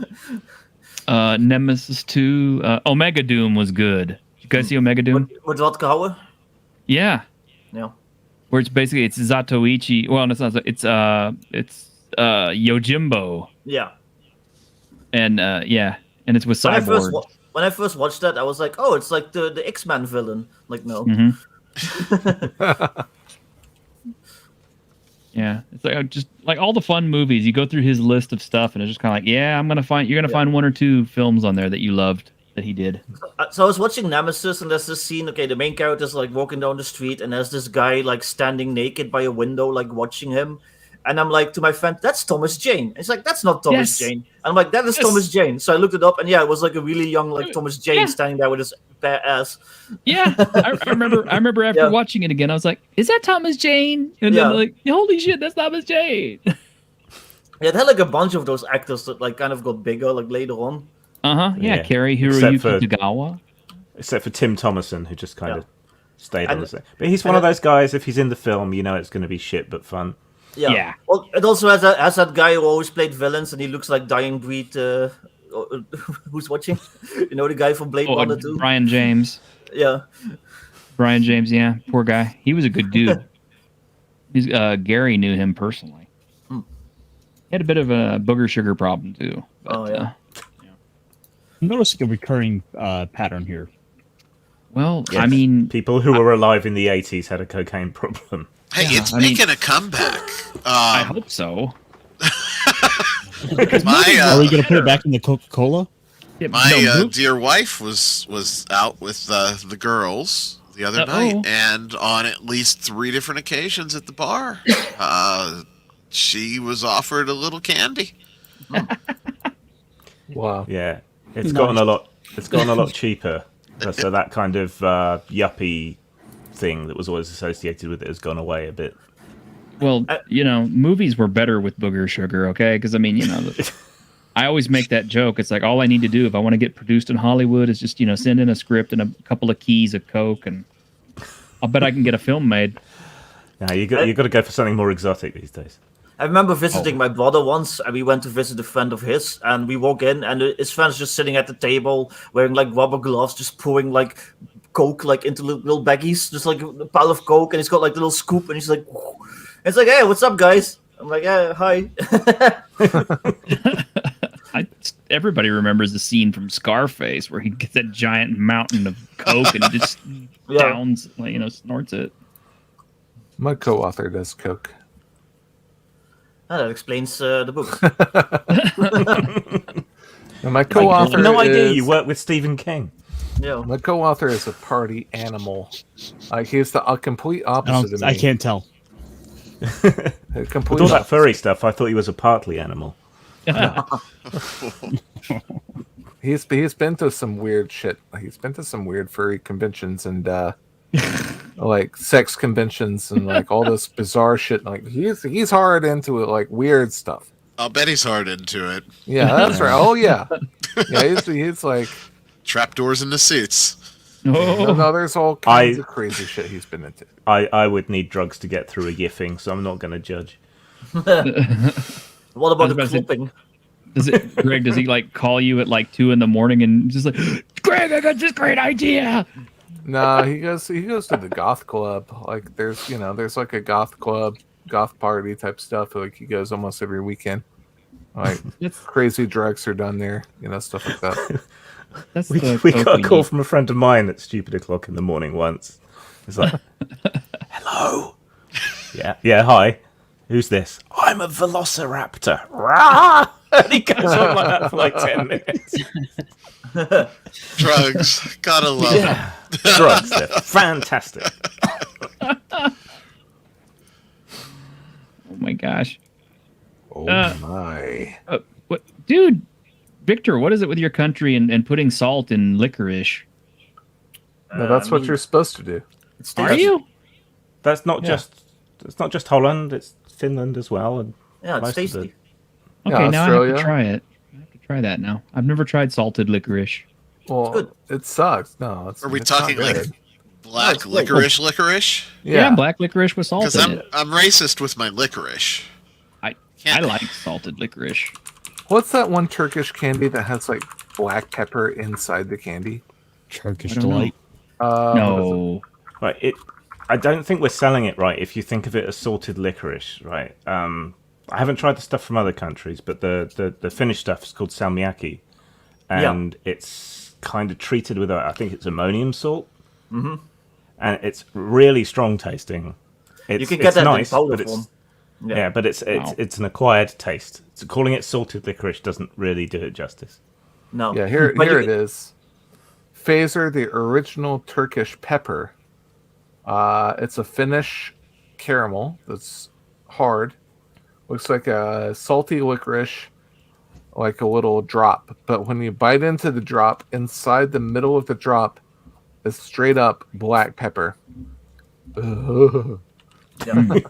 I can't even imagine, but I'm sure some people like it. The Finns dissolve it in vodka. Yep. Do they? Yeah. Mind you, they'll drink anything. And coming from a Brit, you know that's serious. Yes. But by the way, we call it salmiak, and you can get it in like little jars, and it's just like a brown powder, and you're supposed to just like lick it, or you're supposed to like dip stuff in it. Like it's weird. The worst shit I ever tried was Brazilian rum, which is called cachaça, and it's sugarcane rum. But it's got it has a very, very strong flavor. Like ugh. I bet you it gives you a horrible hangover. Pure sugar and alcohol. That is national Brazilian drink. But like, if you drink that, you're in trouble. Like, you're gonna be sugar, alcohol, and chemical X, and that's how you get the alcoholic girls. That's how you get Bolsonaro. Yeah, it's like in that episode of The Simpsons where Homer is like glowing from radioactivity. It's like, in there, boys, and like the guys in the suits like run in. What about the one where he eats the really hot pepper and he like helps? Oh yeah, he's like goes into like a hallucinating. Yeah. Hide your soul, big Homer. Yeah. Ash, you had anything weird over there in college yet? Well, I don't take drugs for religious reasons as well as alcohol. So Well, I wasn't no, thinking that necessarily. I haven't but been offered anything yet. Yet. Well, Actually, yeah, wait, but I mean, no.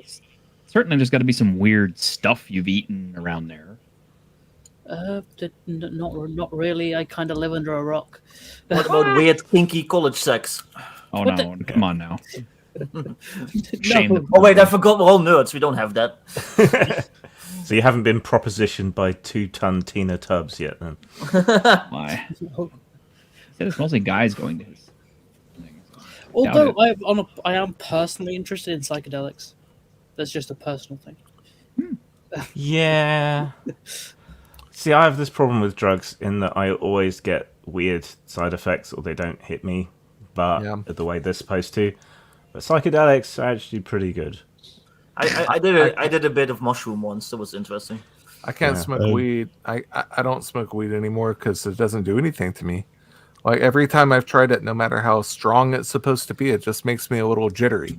It doesn't do any but like the one psychedelic experience I had was with morning glory seeds. Wow. So I don't know if you guys know, maybe Grim knows, but maybe Grim knows. The expert. You're the go-to now. The actual flower that you plant in your garden, which is morning glory blue, the seeds have not LSD, but it has like a alternative to LSD. Is like a branch off. It's like a LSG or something. So if you get a bunch of those seeds and you put them in a blender and blend it up with like some ice cream or something, you can get a good hit off of that. And me and my YouTube, buddies, we are not endorsing this.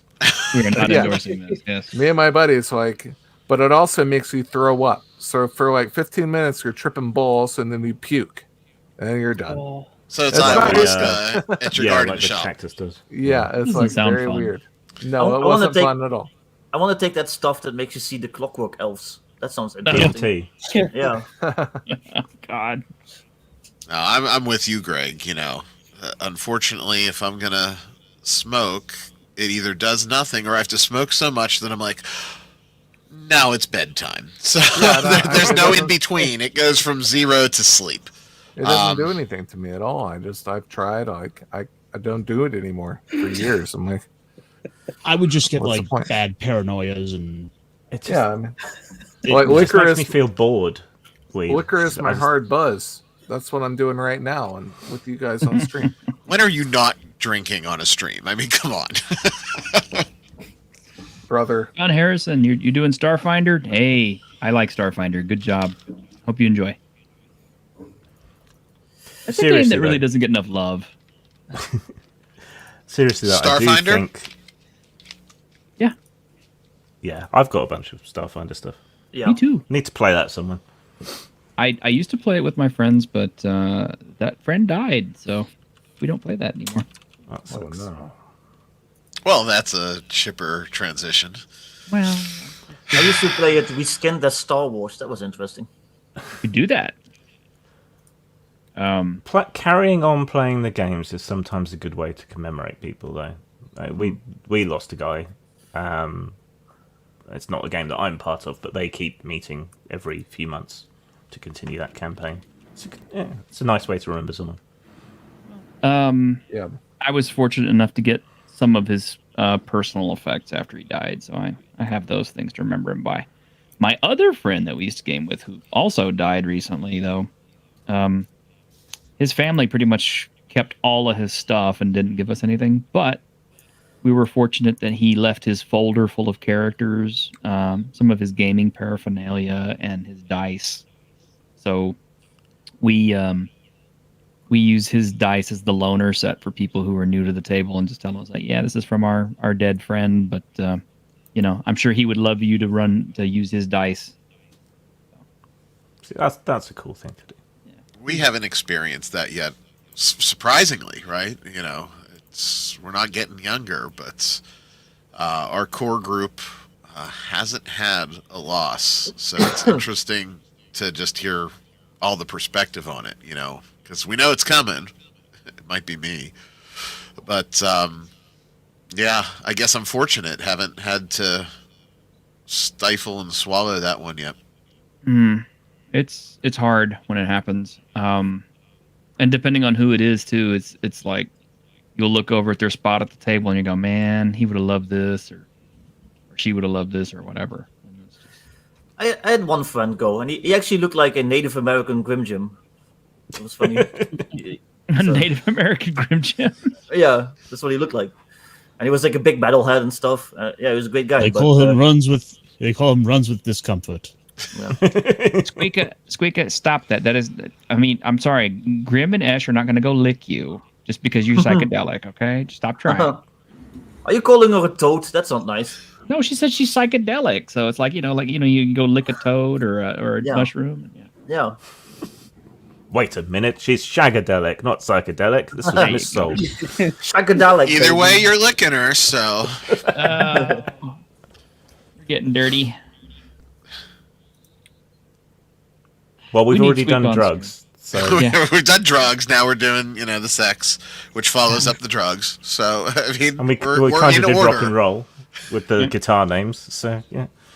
Anyone watched that horror anthology that came out recently by Del Toro? What's his face? Not Benicio del Toro. Cabinet of Curiosities. Yeah, there was that one episode where it's like the rich guy in the 1970s, and he invites all these people to come over and do drugs, and and then they go and look at a meteor, and the alien thing comes out. That was a great episode, but it just made me think of that because it's just all about in the 70s sitting around listening to electronic music, doing weird drugs. Wasn't that by the guy that did Mandy? Yeah, probably. It had so. a very similar vibe, so yeah, I wouldn't be surprised. I was just about to say, it's like I think Grim and I probably sit around and listen to electronic music all the time. So do I. There you go. I was gonna say that's my morning. 2 LPs every morning. Yeah. If I'm What are the working, LPs? stuff with lyrics gets in the way of thinking. So I have every single CD of Mind in a Box and Ticks in my car, and that's all I listen to. I mean, I'm like that guy who has every album of Rush, and that's all they listen to in their car. I listen to a lot of Mind in a ambience. I'll just put on 6 hours of rain noises or a And it's self if you own fireplace. CDs. You eat ambience. My Yeah, that too. my co-author is into Frank Mills, who's into Frank Zappa a lot. Oh, He's nice. listening to it constantly. It's a big influence on him. He did his own modified Dungeon dog. Synth album. I think I mentioned it a couple times, but if you want to listen to our Dungeon Synth album, the band is Dark Rune, and the album is Book of the Black Rose. You can find it on YouTube. I need to upload those to my brand here so I can play them in the background when I do painting streams and stuff. Nice. And yeah, and I have seen the new version of Color Out of Space. I have it, and it was really good. Yeah, it was a good movie. Tommy Have Chong you was picked up actually much- scary in that. Have you picked up much white bat audio stuff for the background noise? No, I don't trust it.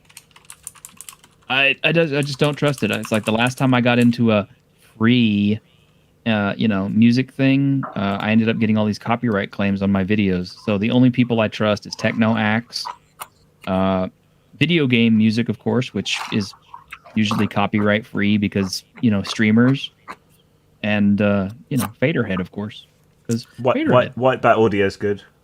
Are they good? Okay. Yeah. Copyright And- strikes on the video? What's that like?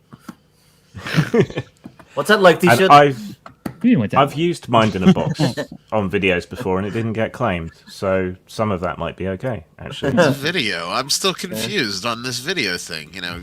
You're popping my YouTube cherry tonight. You guys realize? Nice. Victor is still mad at me because we did. No, that, I wasn't.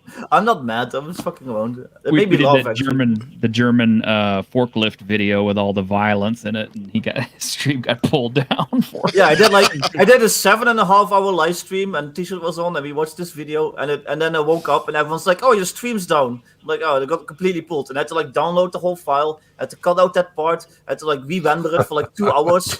And then I did it, and then it turned out that the thing that I cut out, it didn't actually save. It was still in there, so I had to redo it all over again. I spent 6 hours uploading this stream again. And the sad thing is, I got that video off of YouTube, and it's hilarious. And plus, I thought, okay, well, we're talking over it and stuff. There's no way they're going to claim it. They did. There's an editor built into YouTube, right? So you don't She did. No, but yeah, not on but a it's seven shit and a and it half. takes forever. Yeah, but it also Yeah. doesn't. It's not available on a 7.5 hour live stream. It literally says like this video is too long. Wow. God. German Forklift sounds like the kind of band I listened to in the 90s. Yeah. German Forklift. I mean, Bauhaus is literally just like a German like architecture style. So, yeah. German Forklift, Heavy Water Factory. Einstürzen the Neubauten. Yeah. I have Einstein. Einstein, yeah. Johnny Violence. I even have some, what is it, Blixa Bargeld. Yeah, Staplerfahrer Klaus is what it's called. I was actually going to do that on Week in Geek, because I had uploaded it before to my channel privately to see if it would hit copyright claim, and it didn't. So I thought, oh, this will be a great video to do one of these days. We'll just have to show it on one of those weeks where we don't have anything really to say, and we'll just watch it and laugh at it. Yeah, tried it out on Victor's channel. There's a similar safety video I'm going to have to show you one of these days. I like safety videos that are gory and violent. So yeah, you'll like this one. I've played it on YouTube before, so there'll be no copyright claim. Okay. It's called Shake Hands with Danger. Shake hands. Oh, those. Yes, as you've seen it. Yeah. You need to watch the British ones, Dark Water, and any of the ones about train lines. And there's a really sinister Finnish one about the dangers of going over frozen lakes, which is fun. I think there's also a Canadian one about like the electric stations. Oh, that would figure. If you want to know about going over frozen bodies of water, just watch Ice Road Truckers. Oh God, no, that's scary as heck. I can't watch that. I used to watch that so much when I was younger. Me too, Squeaka. Me too. It on the video game front, yeah. Dead Space remake released, and I did not touch it because woke. But it looks cool. I mean, I've watched Fat Steven play it, and it looks really fun. I mean, why is it woke? How woke can it be if you're dismembering zombies? I was gonna say, and I've heard decent stuff about the actual gameplay. So inform me, because I almost bought it this afternoon. The actual game itself is not woke, but it does have some stuff in there that's like it's got warnings in it that can be turned off that say like, oh no, this next scene contains graphic content and all this stuff. But it's Dead Space. It's all graphic content. That was my thought. But press triangle to get informed consent from the horrible Grizzlies. Basically. But no, it's one of the developers got kicked off. They kicked him out of the company because he got into some hot water with the with the blue-haired land whales. Yeah, that was bad form. So a lot of people said, "Nah, we're boycotting this game because it's woke." I'm boycotting it because it's expensive, also. Well, yeah. But the funny thing, what is with these AAA? I mean, when's it going to hit $100? I mean, that's the target, right? They're basically already there. You look at all the extra little add-ons. Get the collector's edition. Get for $10 more. You can just get like a special skin on a thing, and the season early passes. access. Yeah, I remember when games were complete when you bought them. And you weren't in a beta test? Now it's like would you like this cheeseburger? Well, we'll sell it. We'll sell you a patty and 2 buns. However, $5 more, we'll sell you some cheese, and for $3 more, we'll put some lettuce on it. Complete games at retail price. All right, Grandpa, let's get you back inside. Now, this is funny. Y'all are probably gonna go like, "Oh my God, T-shirt, you really?" But the game I have been playing and I really, really enjoyed. Has the unfortunate name Spunk Stock. Oh my God, T-shirt, really? Yes, and it is an adult game, a very, very adult game, but it's also a rhythm game. So no, it's not that kind of. Is it actually a rhythm game, or is that just you're kind of layering a rhythm game on top of it? Well, yes and no, but it has some really good music with beats, and I'll bet it does. You have to hit the buttons at the right time and depending on how you get manifesto, set up, perhaps. no. I play the game. I play the game for the music. Well, Yeah, and I yes. read Playboy for Do the they articles. sell an accessory controller for it? No, they don't. But it's called a Wii U.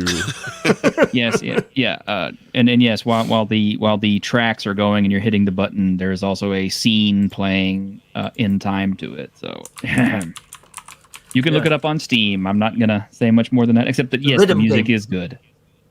Yeah, there's been some good stuff going on in the Diablo world.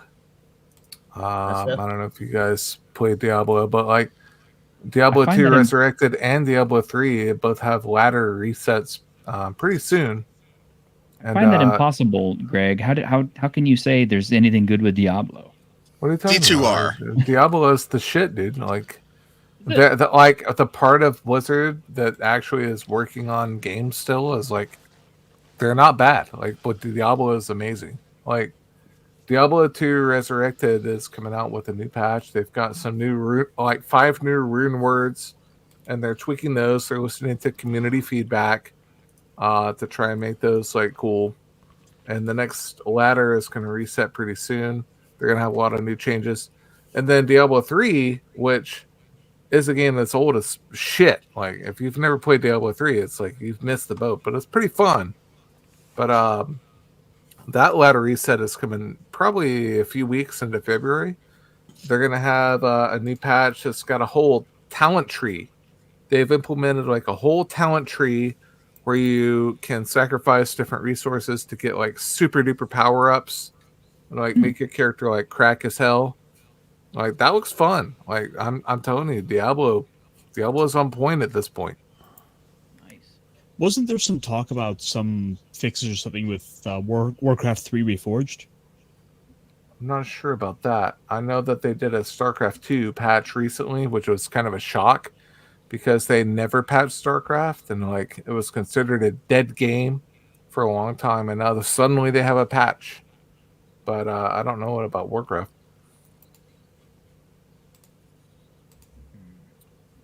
But yeah, Diablo, if you're into Diablo 2, pick up Diablo 2 Resurrected. I know it's giving Blizzard money, and Blizzard is a big company, like whatever. But like, those games are fun. Like, there's no lie. Like, the Diablo shit is like not shitty.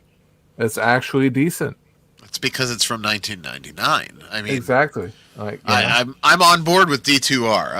I can't bless the Diablo 3 stuff. I remember getting it on launch many years ago and playing through it and being like, They changed a lot with Diablo 3 though. I'm sure they have. Yeah, Diablo 3, like, for a long time, you were basically done with the game in like 24 hours. Like, you got max level, you got all your gear, you're done. Like, there's nothing else for you to do.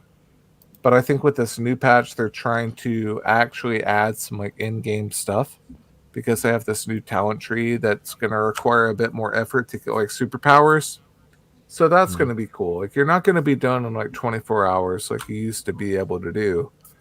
Yeah, I'm going to try it out. 1 and 2 felt like they had decent sort of progression through. It was definitely my big problem of mine with 3 was that you went from 0 to 100 straight away. You know, 1 minute you're fighting normal stuff, then you're fighting angels for the next God knows how many levels. Yeah, they haven't. It just felt like a bit much. they haven't had a good chance to like try and figure that out, and it was a shame because they had that one guy is like Chris Wilson, who was the director of the product for a long time, and that was the guy who was like, "We doubled it," and it's like everyone was complaining. It's like, "Oh, well, we just doubled the numbers," and then that didn't fix it. Well, if you want to play Diablo for a very long time, I heard Diablo Immortal's pretty good. Yeah. You can play Diablo 3 for pretty long. Like, it has like the different difficulty levels that you can do after you finish the main campaign. And it goes up to like 13 or whatever last I played. And you have to like grind gear and you have to do all this stuff to get into those difficulty levels. I spent like weeks playing Diablo 3. What the hell? Victor's the only one here who could afford to play Diablo Immortal. Guys, this is okay. I was looking up, Mind in a Box. Because I was thinking, my audio CDs are getting a little bit scratched. So I thought, maybe I should order some new ones because they're usually pretty cheap. And it's like one of No, my they're not. favorite ones. My favorite ones was Crossroads, and it's like $40, and I'm like, what? I mean, I don't get it. Well, how did it go from $14 to 40? Just buy the vinyl at this point. I can't put vinyl in my car. So how are you gonna get it home? Get a bigger car. So how are you gonna get it home? That's just crazy, man. I don't know why they would spend that kind of money on it. Who's gonna sell it for $40? That's stupid. No, I'm gonna pay $40 for it. I love the album, but not that much. It ain't that out of print. Sorry, I'm digressing, but I can do that. It's your show. Digress away. Okay. T-shirt rent, let's go. Oh my gosh. Well, anyway, we're up to the 2-hour mark. Does anybody have anything else they need to talk about, other than some idiot getting up there and talking about how the Tyranids, the Gene Stealer cultists, and everything are actually better than the Imperium, and that the Imperium could benefit from being taken over by the Gene Stealers? Yep, I saw that. Wow. Like, the only thing I really care about with 40K is like Necrons. So that doesn't really do much.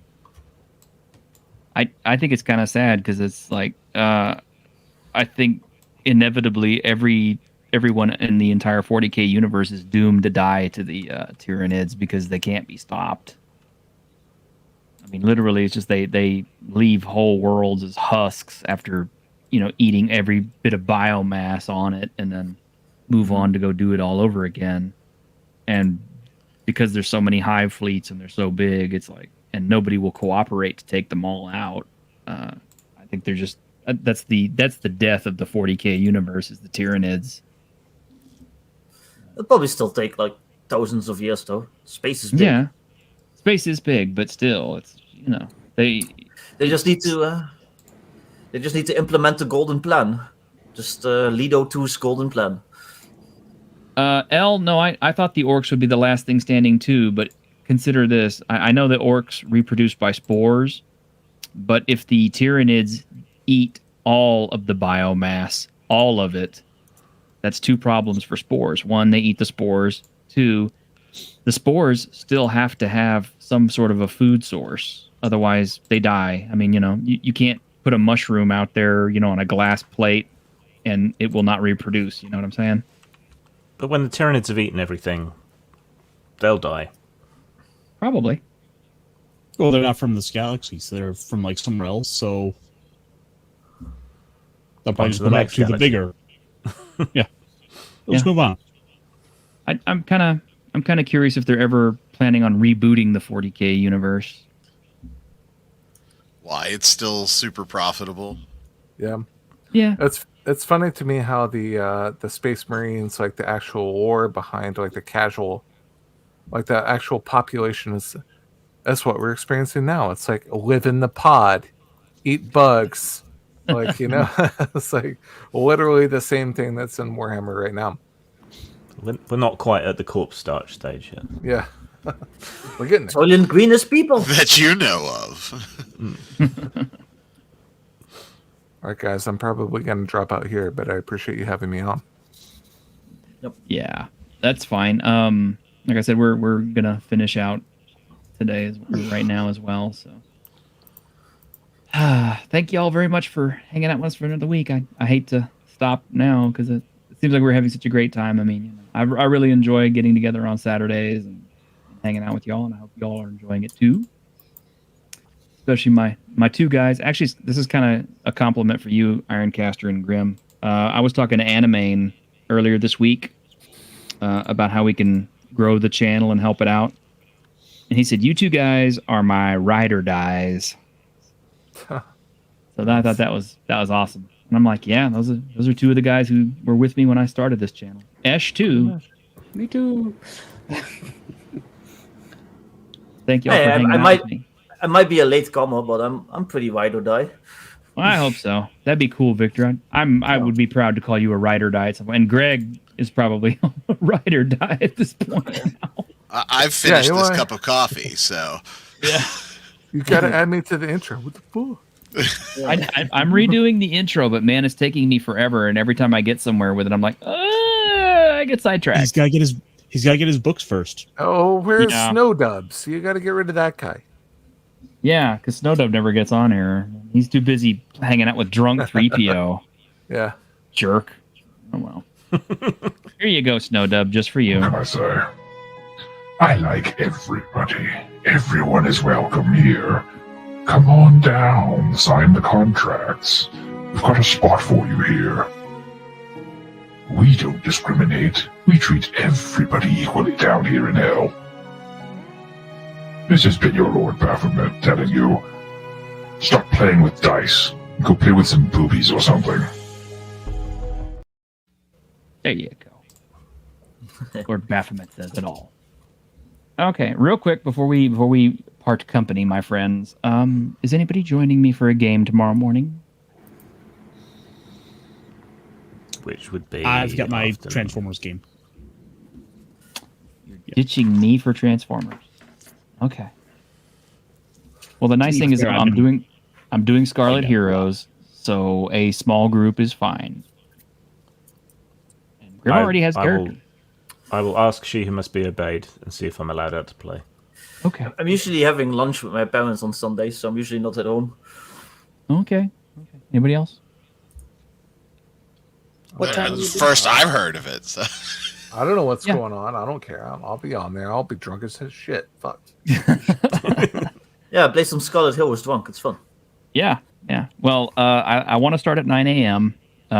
Central Time, just so it's early in the day and so that Grim can actually get some playtime in. And hopefully he'll let me know before it gets really, really late here so I know what time I can go to bed. But since it's Scarlet Heroes, small group is fine. Solo play is fine. The game is made for it, and it's easy to jump into. It's easy to get a character built, and if you know OSR, the rules are simple.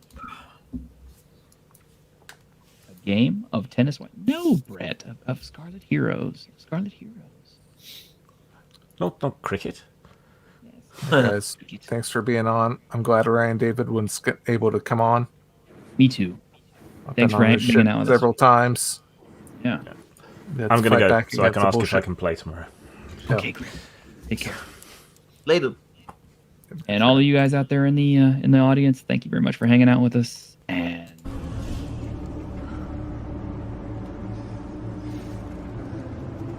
on behalf of the staff of the Independent California Motel, I wish you all sweet dreams.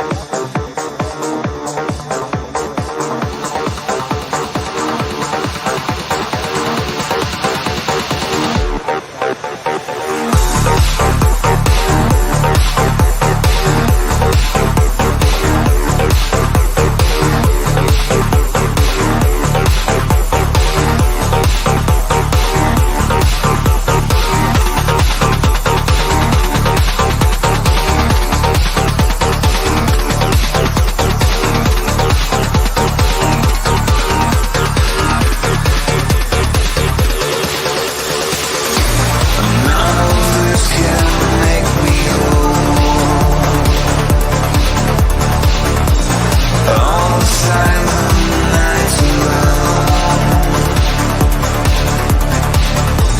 and on my gravestone they'll describe these words I found. You like to read the future, promise broken bones,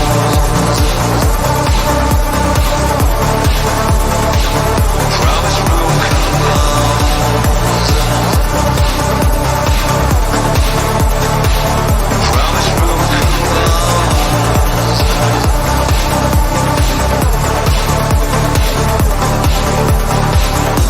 You like to read the future,